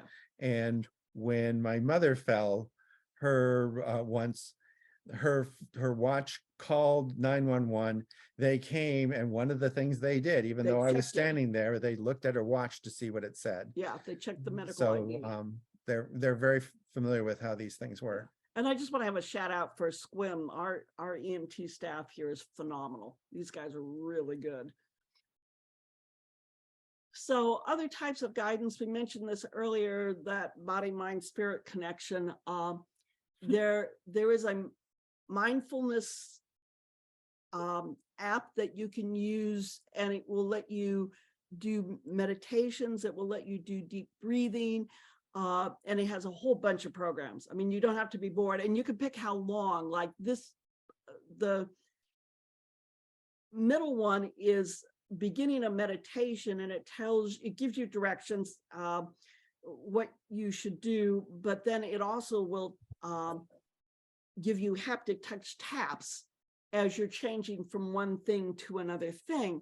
And the breathing does that. Like it will tap you to tell you to breathe in, and then it will tap you to tell you when to breathe out. So you can leave your eyes closed, but you're doing the breathing according to the rhythm or cycle. And this one is set for 1 minute, but you can do a 30-minute or a 1 hour or whatever you want. I mean, you're not limited in any way to this. You can scroll through and pick dozens of meditations, like I want to focus on being calm, or I want to focus on letting go of regret, or whatever it is. You just pick the type of thing you want to address, and then it will want to know, well, how much time do you want to spend doing that?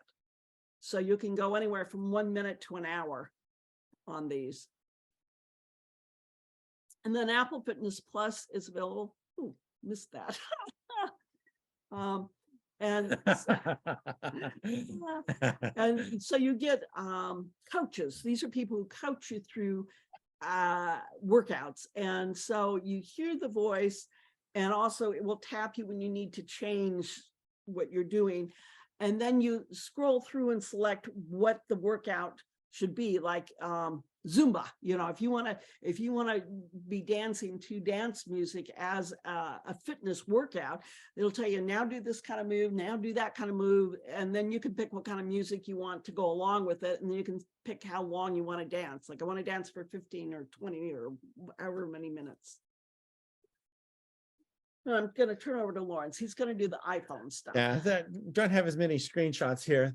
A lot of the fitness stuff really is focused on the Apple Watch because you're actually wearing it, and when you move your body, it moves too, and it knows that. But your iPhone can also do a lot of this stuff. If you carry your iPhone, particularly in a pants pocket, it's really good at counting the number of steps and the distance you go. It doesn't work quite as well if you have it in your shirt pocket or if you have it in your purse, but if you carry it with you, it will track your steps. So you can find out how active you were, at least when you were carrying the phone. Right, and if you set a goal, it will let you know in the evening, like you need 10 more minutes of walking to reach your goal. I mean, it lets you do things during the day, but when it's wind down time, it says, oops, before you stop all your activity, if you just do X amount of whatever it is you set the goal for, you will meet your goal for today. It also has a medication tracker that's on the iPhone that you give it all your medications. It'll prompt you for when you're supposed to take them. And then you have to explicitly say, yes, I took this, or otherwise it'll nag you. Right. Really nice medication tracking thing. They did a lot of work seeing what people needed. It'll track your distance and also your altitude, depending upon the app you're using. So around here where there are a lot of hills, it's one thing to go walking a mile in Kansas where it's really flat. You walk a mile around here, you're probably going to go up and down quite a bit, which is more work. Because it's an iPhone, you can also add things to it. For example, Olympic Medical Center they do their charting through something called My Chart.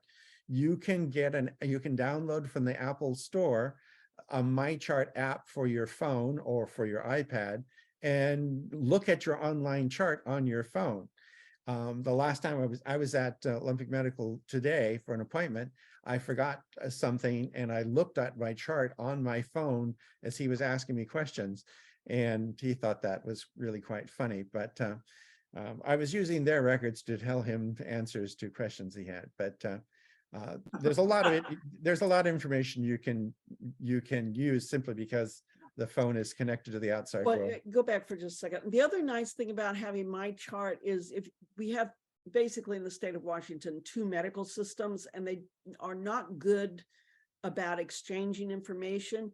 But like if I have to go to Bremerton to a Franciscan system that doesn't talk to the Olympic medical system, I can bring up that chart information to share with the people there. And then they know to go get something. I mean, they can request it, but if they don't know what they're asking for, they're not going to get it.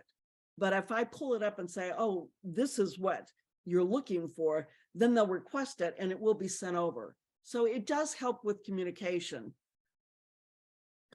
Other things that it does that you may not think of as being healthy, but are, you can have your iPhone or your Apple Watch share your location with your spouse, your parents, your children, whoever it is that you want to.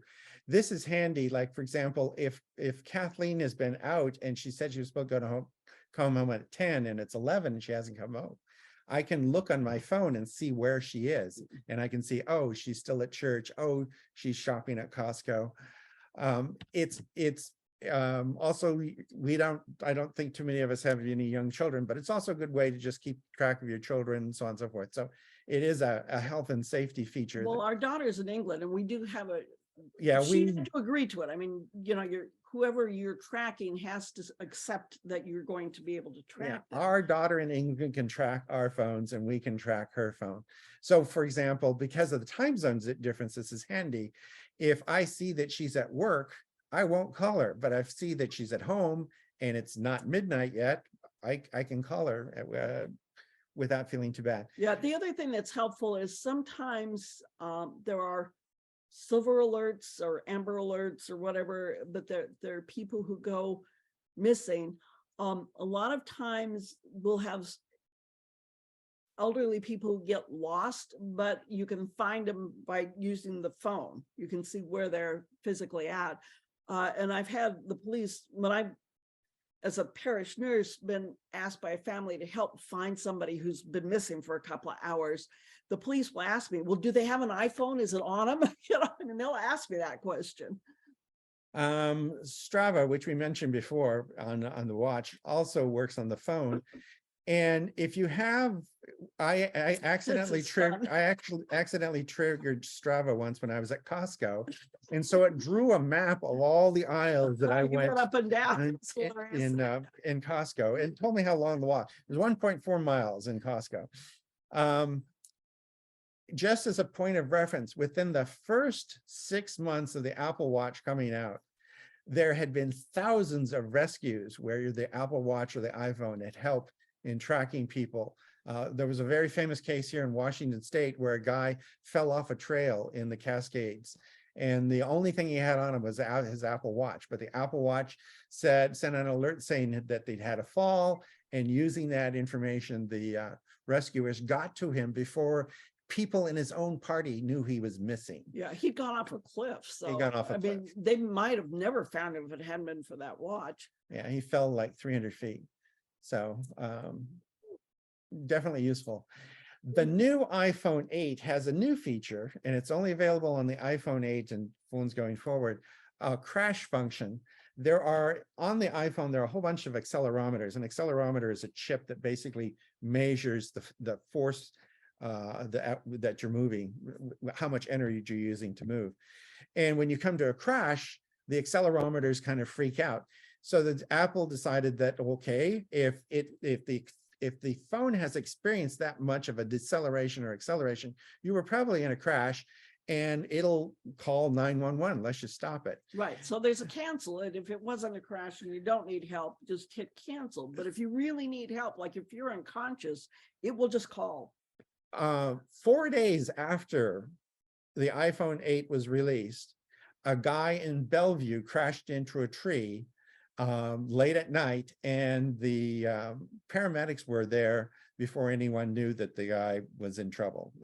The iPhone said, "There's been a crash. I'm here. Come and get me." And they said that because he was bleeding, that if they hadn't responded that quickly, he probably would have bled to death. So, but that's Yeah, Lawrence. Yes. No, you're saying that that's iPhone 8, but I think you're talking iPhone 14.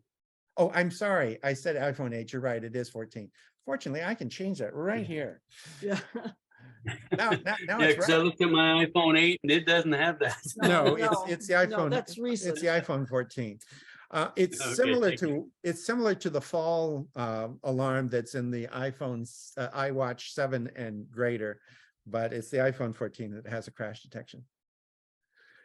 The iPhone, because through the Fitness Plus, also can guide you through yoga and exercises and meditation and so on and so forth, a bunch of activities. And you might not think, well, why would you want that on your phone? Well, I'll get to that in a second. The iPhone also helps with the sleep reports. Before they had the sleep apps on the watch, we actually tracked sleep with our phones. And it also has some things that help with that. For example, we have it set for, there's a focus setting that you can set up.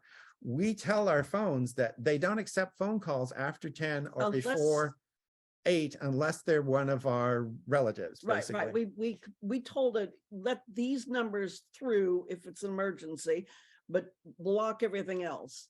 And the police can still get through and things like that. But basically, we just don't get, our phones still have an area code for the East Coast. And so sometimes we would be getting calls at like 5 in the morning because they think we're at work, and it stops that just because it silences them. We're kind of running out of time, so I'm going to skip over the accessibility part, but you can also use your phone to help you with vision issues, with hearing issues, with physical and motor things, because of settings on the phone that will actually help you with things like that. Yeah, that magnifying glass is really useful. If you're in a dimly lit restaurant with small print on the menu, it's great. And if you can't see the normal iPhone lettering and such, you can blow it up or make it bolder. And modern hearing aids will have settings that will let you talk directly between the hearing aid and the phone. So a lot of people who can't normally hear on a phone with a hearing aid, if you set it up to use the Bluetooth feature, you will be able to hear things that otherwise you would not. I'm very impressed with the way that technology, because what it does is it can translate it from frequencies that you can't hear into frequencies that you can. I mean, it's really sophisticated. It's really amazing. Apple TV. I wanted to mention Apple TV because the Apple TV, I know a lot of people don't have them, but the Apple TV, among other things, can be a health tool because through Apple's Fitness Plus program, you can get workout coaches, fitness coaches, yoga coaches, exercise coaches, and somebody shows you on TV how to do something that you follow along. And if you're not following at the same speed or anything, you don't care because there's not the entire class there Well, and you looking can at pick you. a level, like they have a very nice series for older adults on how to improve balance. And, you know, they have some seated exercises and chair exercises and whatever, but they're done in small segments and they're minimize distraction. I mean, they've really done a nice job of tailoring the program to the target audience, whatever it is. Did you move this? And I was going to talk some more about things with the Mac, but I'll skip that for another time and get to the demo. And that go away. Make that go away. And for this, we're going to do something strange.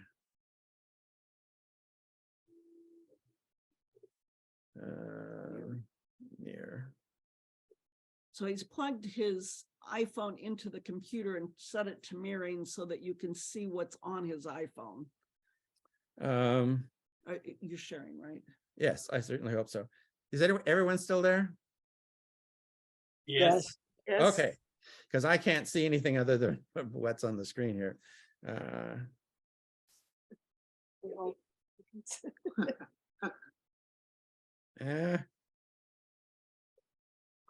iPhone store.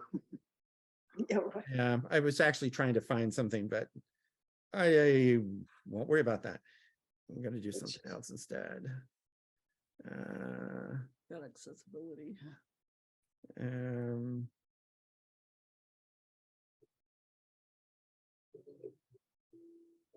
Okay, this is my watch. Real time. You're actually looking at my watch. I'm gonna click on the Strava application. That's that orange icon in the lower left corner. When I click on that, it says what kind of activity I want to have: an outdoor run, a trail run, an outdoor ride, a walk, indoor run, indoor ride, all kinds of these different activities. It goes on forever. And the one that I don't do skateboarding and so on and so forth. What I do mostly do is I use the bicycle. So that's what the Strava app is. And this is the activities thing that is quite famous in all the ads about. 160% on your move. Yes. And it gives you the rings at the top, and then down below it gives you more discrete things and times and so on and so forth. And summaries, the weekly summary. Yes. And the one I wanted to show you, though, is a demonstration, is the blood oxygen. So if I click on this and I say start, it'll test my blood oxygen level. It takes 15 seconds. And I have to stay fairly still. If I move too much, it gets mad at me and starts over again. But it'll test the blood oxygen and then tell me how I'm doing. And the answer is 99%. So I'm fairly healthy. And it will show up on the phone in the health. Yeah, it'll show up as a recording there. The other one I want to show you is this one is, yeah, I can both show you, but it also has a feeling part that you can't tell. And that's the breathing application. If you have any kind of respiratory issues, and I have really bad allergies, sometimes it helps just to engage in deep breathing. And that's what this breathing app does, is it guides you through that. And why aren't you? You're in the summary. Oh, Say done. okay. It guides you and it gives you this visually. And when it's ready, it actually taps my wrist. And when it taps my wrist, it's telling me to breathe. So you can actually feel it as well as see it. And it's also fairly pretty. But anyway, this goes on for however long I want it to go on. That's a minute. And I don't want you to go through the whole thing, but it's right on my wrist, so it's very easy to bring up. And then there are things that aren't on my wrist. For example, Oh, EKG. You should have Yes. done the EKG. Yeah, that's what I'm trying. Lawrence, Yes.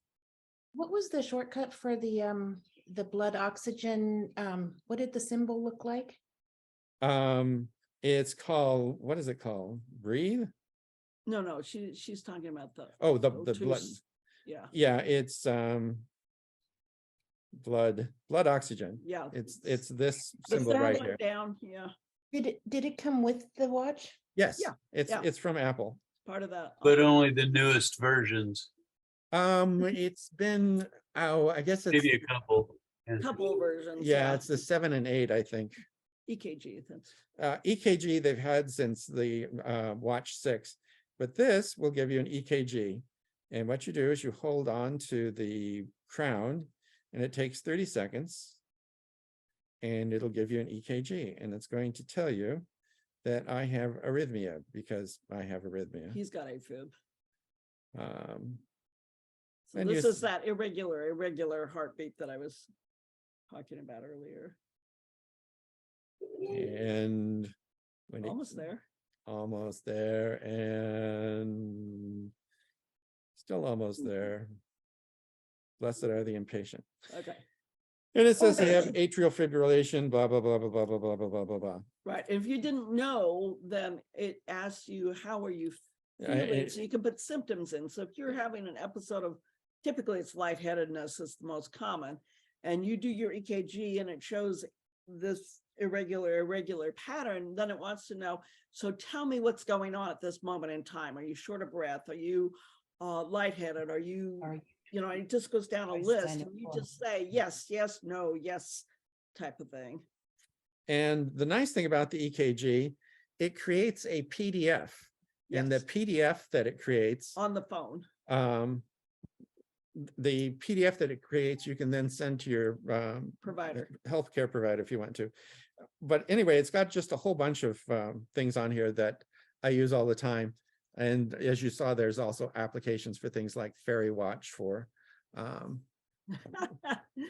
catching ferries and trying things to like get to that. Seattle for your doctor's appointment. So a whole bunch of things.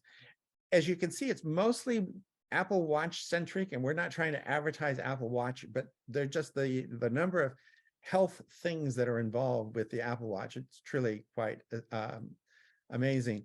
Several insurance companies and several health maintenance organizations, HMOs, now are buying Apple Watches for their patients or for their insurees. Like this one, there's an executive insurance company that's backed by Lloyd's of London.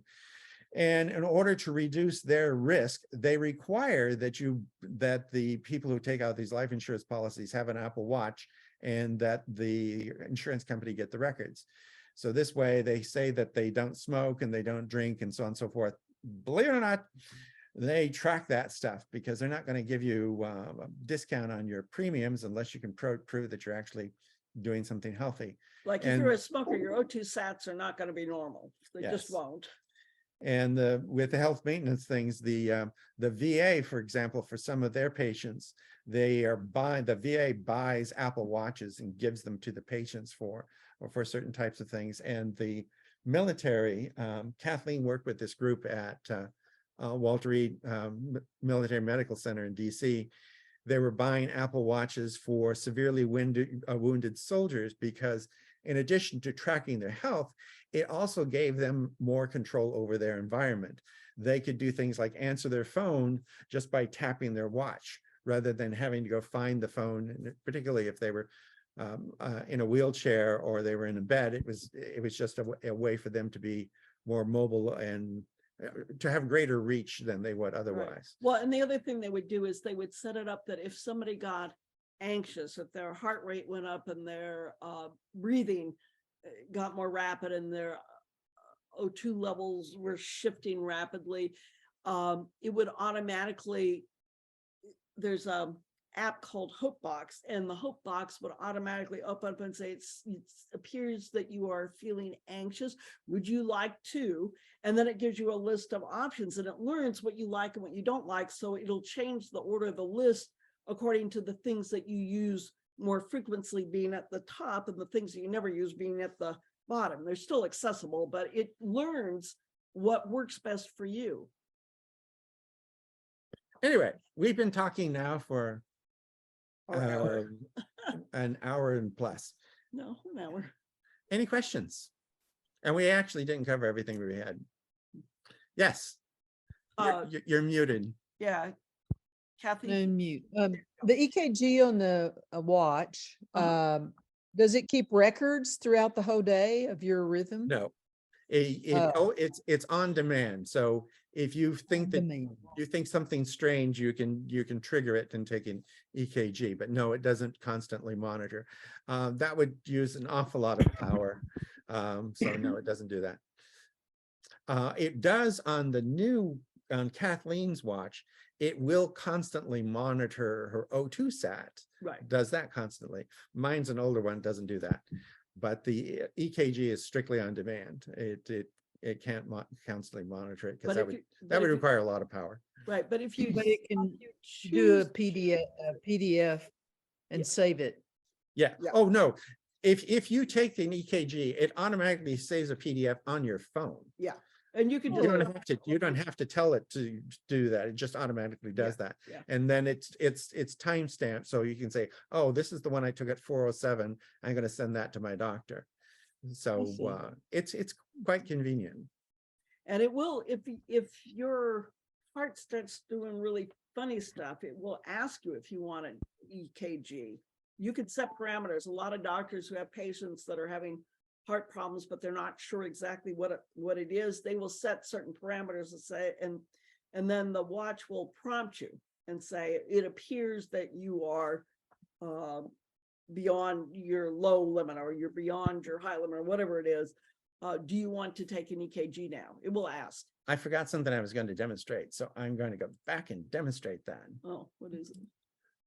I'm going to bring up this again.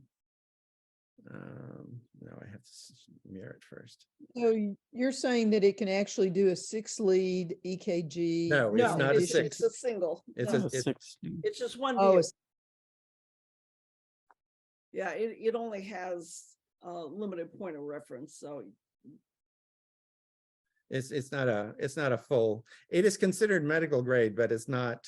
It's not. but it's not a 12 lead. It's not a 6 lead. It's a That's not what I wanted to show. Actually, on my watch, it calls it a ECG. I don't know what the difference is, but well, electrocardiogram in German has a K, but electrocardiogram in English has a C. Okay, they're the same thing. Yeah. Same thing. This is a locked iPhone right now. It's locked, and that's my granddaughter yelling up at us through trees. But if I press the two sides at the same time, it'll trigger the wrong thing. I'm trying to trigger the emergency. I just did a screenshot. Wrong buttons. Oh, that's because it's looking at me. Let's try this again. Yeah.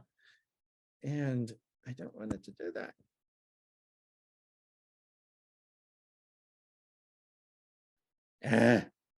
It's not doing what I wanted to do. I wanted to show you that a medical alert that's built into the iPhone, but it's not triggering. Well, it's 5 seconds. It's 5 seconds. Yeah, I was too impatient. Yep. I've triggered it accidentally several times. But the iPhone will bring that up, and paramedics are trained to trigger it so that they can, even if it's locked, they can read the medical alert information. And your phone does, your watch has that same capability. And if you have an iPhone and you have not done that, the way to get that is you go into the health app on the The one that iPhone. looks like a heart. The one that looks like a heart, and then just fill out all the information. And it's going to want to know your name, your age, height, weight, and then you can list things that you think are important. Do you have a pacemaker? Do you have you had a transplant? Whatever it is that you think is important, that an Or if you're on a blood EMT, or if thinner, you're on a blood yeah. thinner, anything that you think would be of importance to an EMT. Also, they want to know if you have any implants that mean you can't go through an MRI. Yes. Yeah.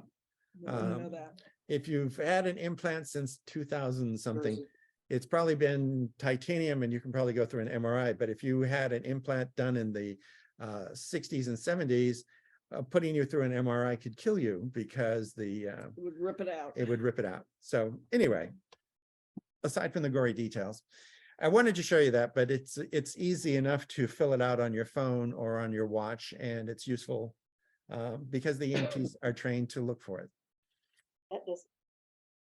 Lawrence, Yes. question. The Apple Watch Ultra, any advantages going to it? The Apple Watch Ultra, it has become really, really, really popular at my former place of employment. But the National Ocean Service is kind of interested in the ocean. It has a whole bunch of scuba divers, and the second Apple released it, it became the favorite dive watch on the planet because it does a whole bunch of things that you want in a dive watch, plus a whole bunch of other things. It's more rugged. It can, it's a really fine watch. They happen to have one on display at Costco. So if you go into Costco, you can look at a regular Apple Watch in their display area, and then there's an Ultra. And you'll see that it's considerably larger than an Apple Watch. And I have a friend, she's probably 100 pounds, PhD, oceanographer, so on and so forth, but she's really tiny. She got an Apple Watch, and she said the most disconcerting thing for her was that she had this large thing on her wrist, but she got used to it. But she's also a diver, so you know, she would, if she had a dive watch, it would be large too. But it is considerably larger and heavier than an Apple Watch. It's like, I don't know, 4 ounces or something like that instead of 2 or something. It's larger. So if you want to just go to Costco and you can just look at it in person and you can say, ah, yes, that's considerably larger. It's far more durable. It's basically armor plated. It's titanium.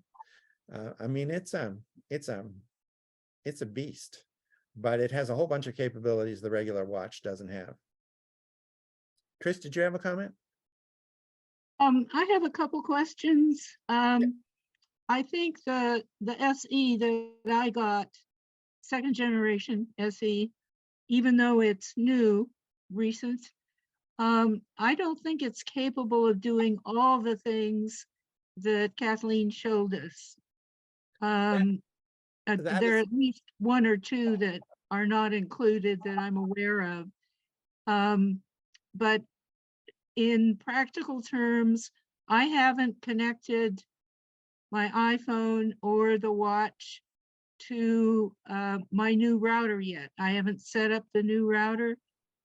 And I'm thinking that there is some software for the watch, as well as updating for the iPhone, that I don't have yet because I've been all on a cell signal. Okay. And the second part of that is I have noticed that when my iPhone is in the computer room and I'm out on the front deck, the two are not connected. If I'm within, say, 50 feet, maybe 70 feet of the iPhone, they're connected. But once I get out the front door and on the front porch, they're not connected. That will improve once you put them on Wi-Fi, and you don't actually have to put the watch on Wi-Fi. The watch is really tightly tied to your phone. So if you put your phone on Wi-Fi, it'll automatically put the watch on Wi-Fi as well. And once they're on Wi-Fi, Wi-Fi has a much wider range than Bluetooth. What you're doing right now is basically using Bluetooth, and Bluetooth is designed, it's really originally designed for 15 feet or less, and it's improved, so it does go farther, but with Wi-Fi, it's quite a bit wider range than Bluetooth. Yeah, the other thing is, since the watch and the iPhone are connected, is that if you set airplane mode on one, it will set it for the other unless you turn it off. So it just assumes that if you're in airplane mode, everything should be in airplane mode. So they talk to each other all the Well, time. airplane mode I don't need. Theater mode is intriguing. Well, the reason we mentioned this is we were just trying to say that they talk to each other all the time and share information. So, Okay. So and if you have Wi-Fi, you're going to have you can wander farther from the phone. Yeah. Okay, so one thing that the Verizon store person told me was that the watch had its own phone number, but it wouldn't be used. And on my Verizon bill, clearly there's a charge, price monthly for the watch. So at this point, my phone, combined phone, iPhone and watch bill is twice what my flip phone bill was. Yeah, well, 2 months ago. Yeah. But you know what, Chris, on my watch, mine is capable too of having its own phone number. Or so that you can use your phone or your watch while your phone is in the car, you know, so they don't have to be within reach. But when I activated my watch, I told it not to make it its own like identity. I didn't want that extra bill. I don't know if it's like a line that they add like an additional line cost or whatever, but there's a way that you don't need to activate that. Well, So I'll talk to the Verizon folks. Yeah. Can I ask you a quick question? Or Lawrence, either one. On my watch, when I am watching something, I should say on my phone, when I'm watching or listening to Apple Music, YouTube, anything that has audio, even in Facebook, if it has audio, I get the play symbol and the pause and all that.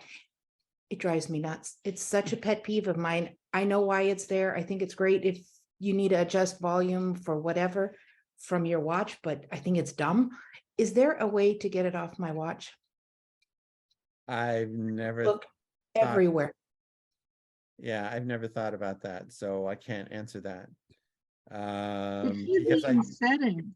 But if you it should be in settings. No, it's automatic, but if you push the button on the side, you can do other things. Yeah. I mean, it's a Yeah, you can just push the crown, but then it pops right back over on its own little willy-nilly, and then not it doing can something scare you. else, it'll come back. Yes.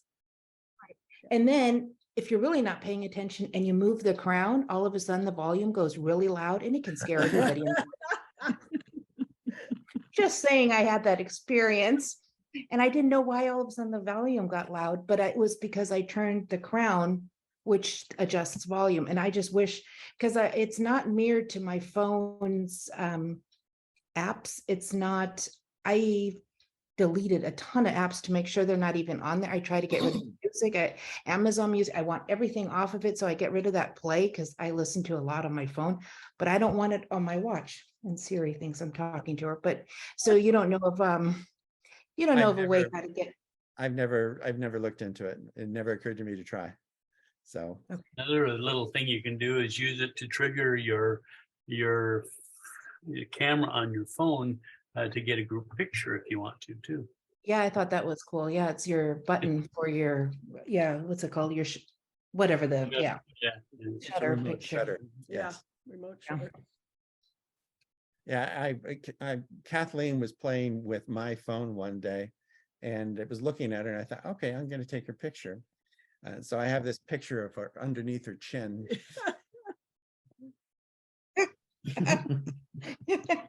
I'm sure she's proud of that moment.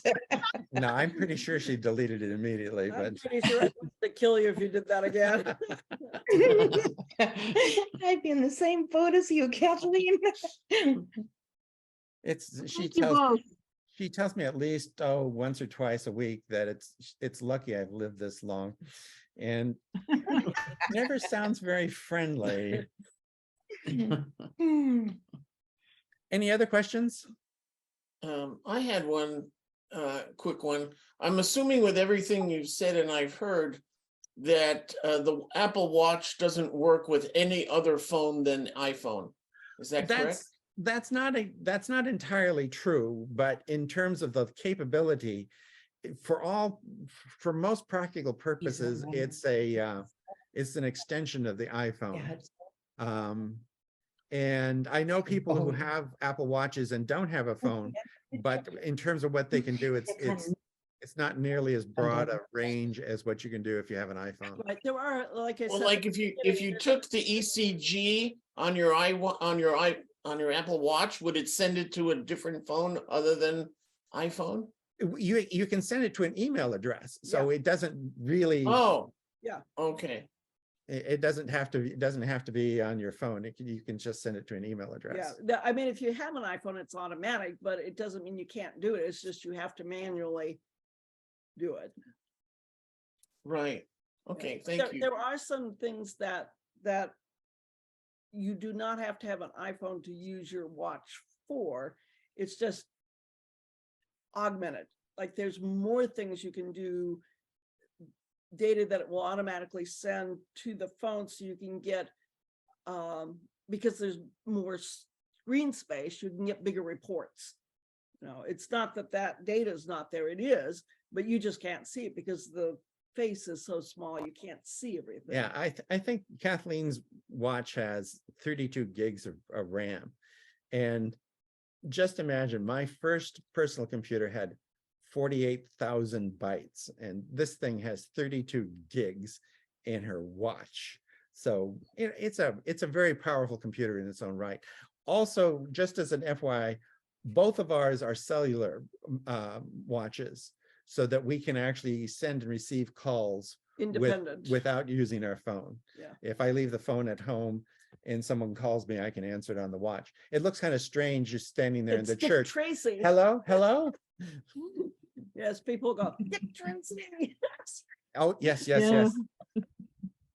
Lawrence, Denise has a question. I have a real quick one. You mentioned the magnifier, which sounded terrific, but I didn't understand how to get it. Is it an app or is it part of the? Oh, no, it comes on the phone. He'll do a demo of that. Or where do you find it? I missed that part. Yeah, let him plug in and he'll I will show share it. you. Thank you. Where is sharing? There it is. There. Keep on losing sharing. Okay. Mirror.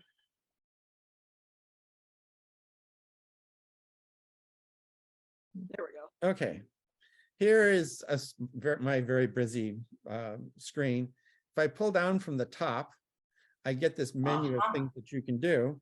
And one of them That was my next question. A magnifying glass. And let's go back really there. Show them. It's kind of, come on. The magnifying glass is on the bottom row, and it's got, it looks like a magnifying glass, and it's got a plus sign in the middle of it. And if you press that, you get the magnifying glass. And with the magnifying glass, you point it at something and you can make it larger. Okay, fantastic. I pointed at some piece of text, I can blow it up, or I can zoom in and out. And it's just a way to see things that are difficult to see. Flashlights there too, which is really helpful. Yeah, the flashlight is also in that same set of shortcuts, so that you can have a flashlight, or let's see, what else is in that list? I guess that was my first question was I didn't know how to get to that screen. It's got a calculator, it's got a timer, it's got a barcode reader, it's got a recorder for memos. You can bring up wallet. I have it so I can press Shazam, and if a piece of music's playing in a restaurant, I say, what is that? It'll tell me what the music is, a whole bunch of things. Denise, when you go to the top right corner, pull down from there, not in the center. The center is notifications, but the top right, like over the battery. But with an old phone like mine, I have an 8. You have to pull up from the bottom right corner. And Mine's at diagonal. 12 and I don't see a magnifier on it. It's got You a know, timer going and a to calculator. accessibility, or I think it's an accessibility, you can add all kinds of shortcuts right there. Yeah. Like Oh, your yeah. calculator, your flashlight, what did Lauren say? He has Shazam already put in Shazam. there. You can select the different options for your shortcuts there. If you I'll go have to into figure that settings, out. if you go into settings on the iPhone, go into Control Center, there's just a whole bunch of things you can add, Yeah. It gives you list. a long list of things that you can add. Okay. I have Okay, to thank actually, you. I have to limit it because I don't want to spend my time scrolling through all the things that I don't use, but any other questions?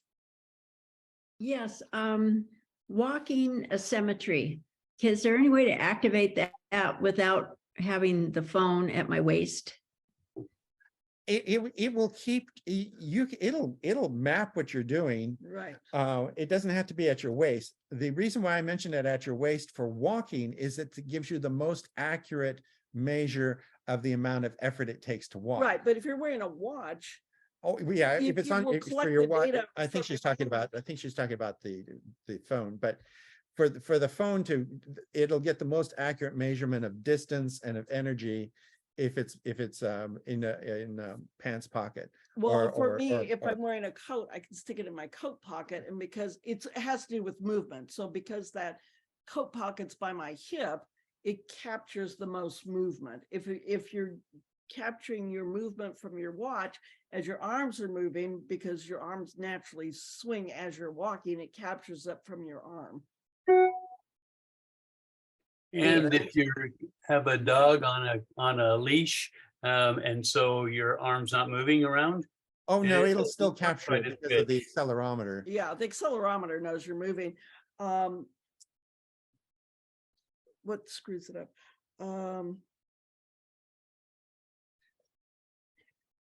was I Like, you go into health and then I find it occasionally, I don't always, but I have a new knee and I'm trying to keep from limping, which is, that should help. Yes. Yes. It never shows any data is a problem. In the activity? Yeah, you may need to adjust stride because it does, that's again, something, it has a default stride, but depending on how tall you are, your stride may be shorter, and so it may not be capturing it accurately. Yeah. It says no data, so. Are you looking at your activity at the fitness app on the phone? No, I'm in health under walking a cemetery. The health though gets the data from other things. Right. The health is just a aggregator of various sources that are feeding things to it. And you need to go into the health settings and tell it where it can get data. But the fitness app on the phone is where all of that activity is collected. It's not in the health app, it's in the fitness app. Okay. Right, but I haven't told the health app. Okay. I mean, I use that every day. Okay. Okay, thank you. Speaking of which, you can also tie the fitness app to your health record.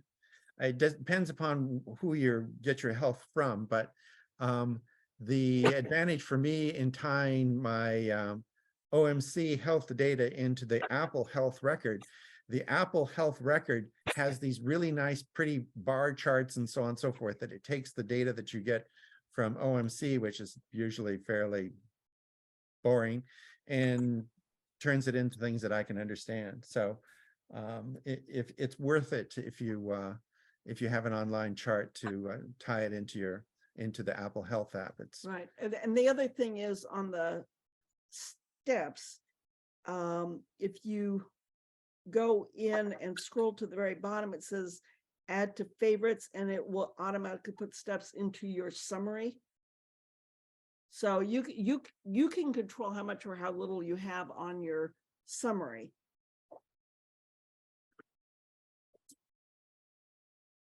like I said, we had about 3 hours worth of material and we spent an hour on it. So there's a lot of stuff. And Thank you. I didn't get to the accessibility stuff at all, but can do that I another time. consider accessibility also a health issue, because as we get older, our ability to access printed data and sound and so on and so forth is compromised, and the Mac and the iPhone have a lot of things on them to deal with accessibility, but we can do that separate. What are we going to do next month is my next question. Oh, a cat. Yes. We've seen that cat before. Ideas for what we do next month?